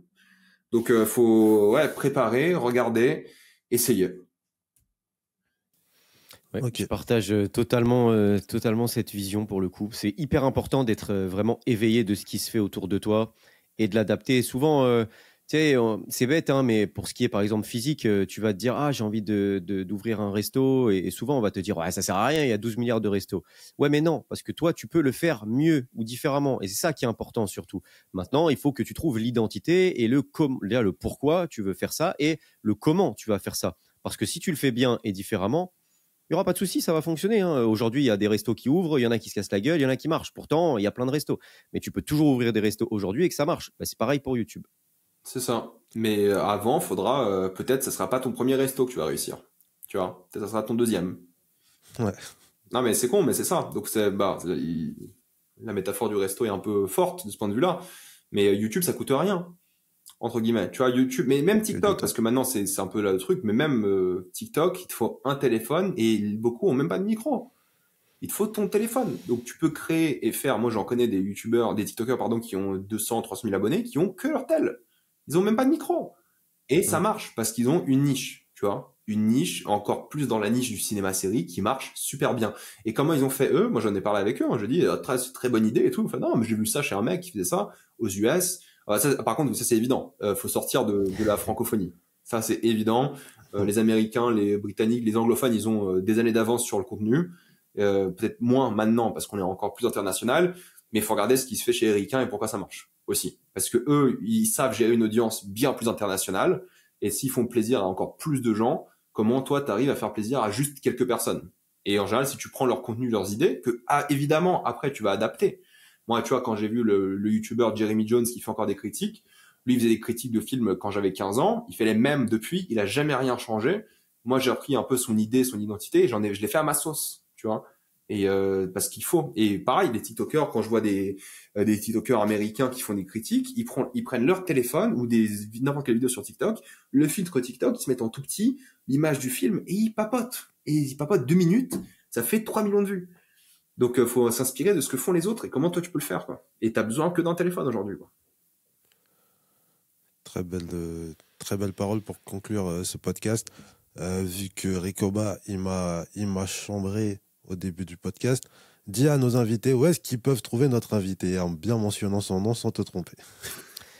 Régé le Gorilla, vous l'avez sur tous les réseaux et notamment YouTube, principalement Twitter et TikTok, puisque vous en avez pas mal entendu parler pendant ce podcast. Et sincèrement, merci parce que c'était très, très enrichissant. Avec plaisir. Merci pour l'invitation. Tu t'en es très bien sorti. Donc, likez, abonnez-vous pour ne pas rater les prochains épisodes de Créateurs du Succès, car on va vous apporter toujours encore plus de valeur. Donc, à bientôt les amis, et merci encore à notre invité, Régé les Gorillas. Ciao. Ciao. Si t'as aimé cet épisode, t'aimeras aussi ceux avec l'immigré parisien ou encore avec Riles qui ont atteint des millions d'abonnés en parlant de leur passion pour le foot. Et si toi aussi tu veux devenir youtubeur, on t'accompagne sur créateurdesuccès.com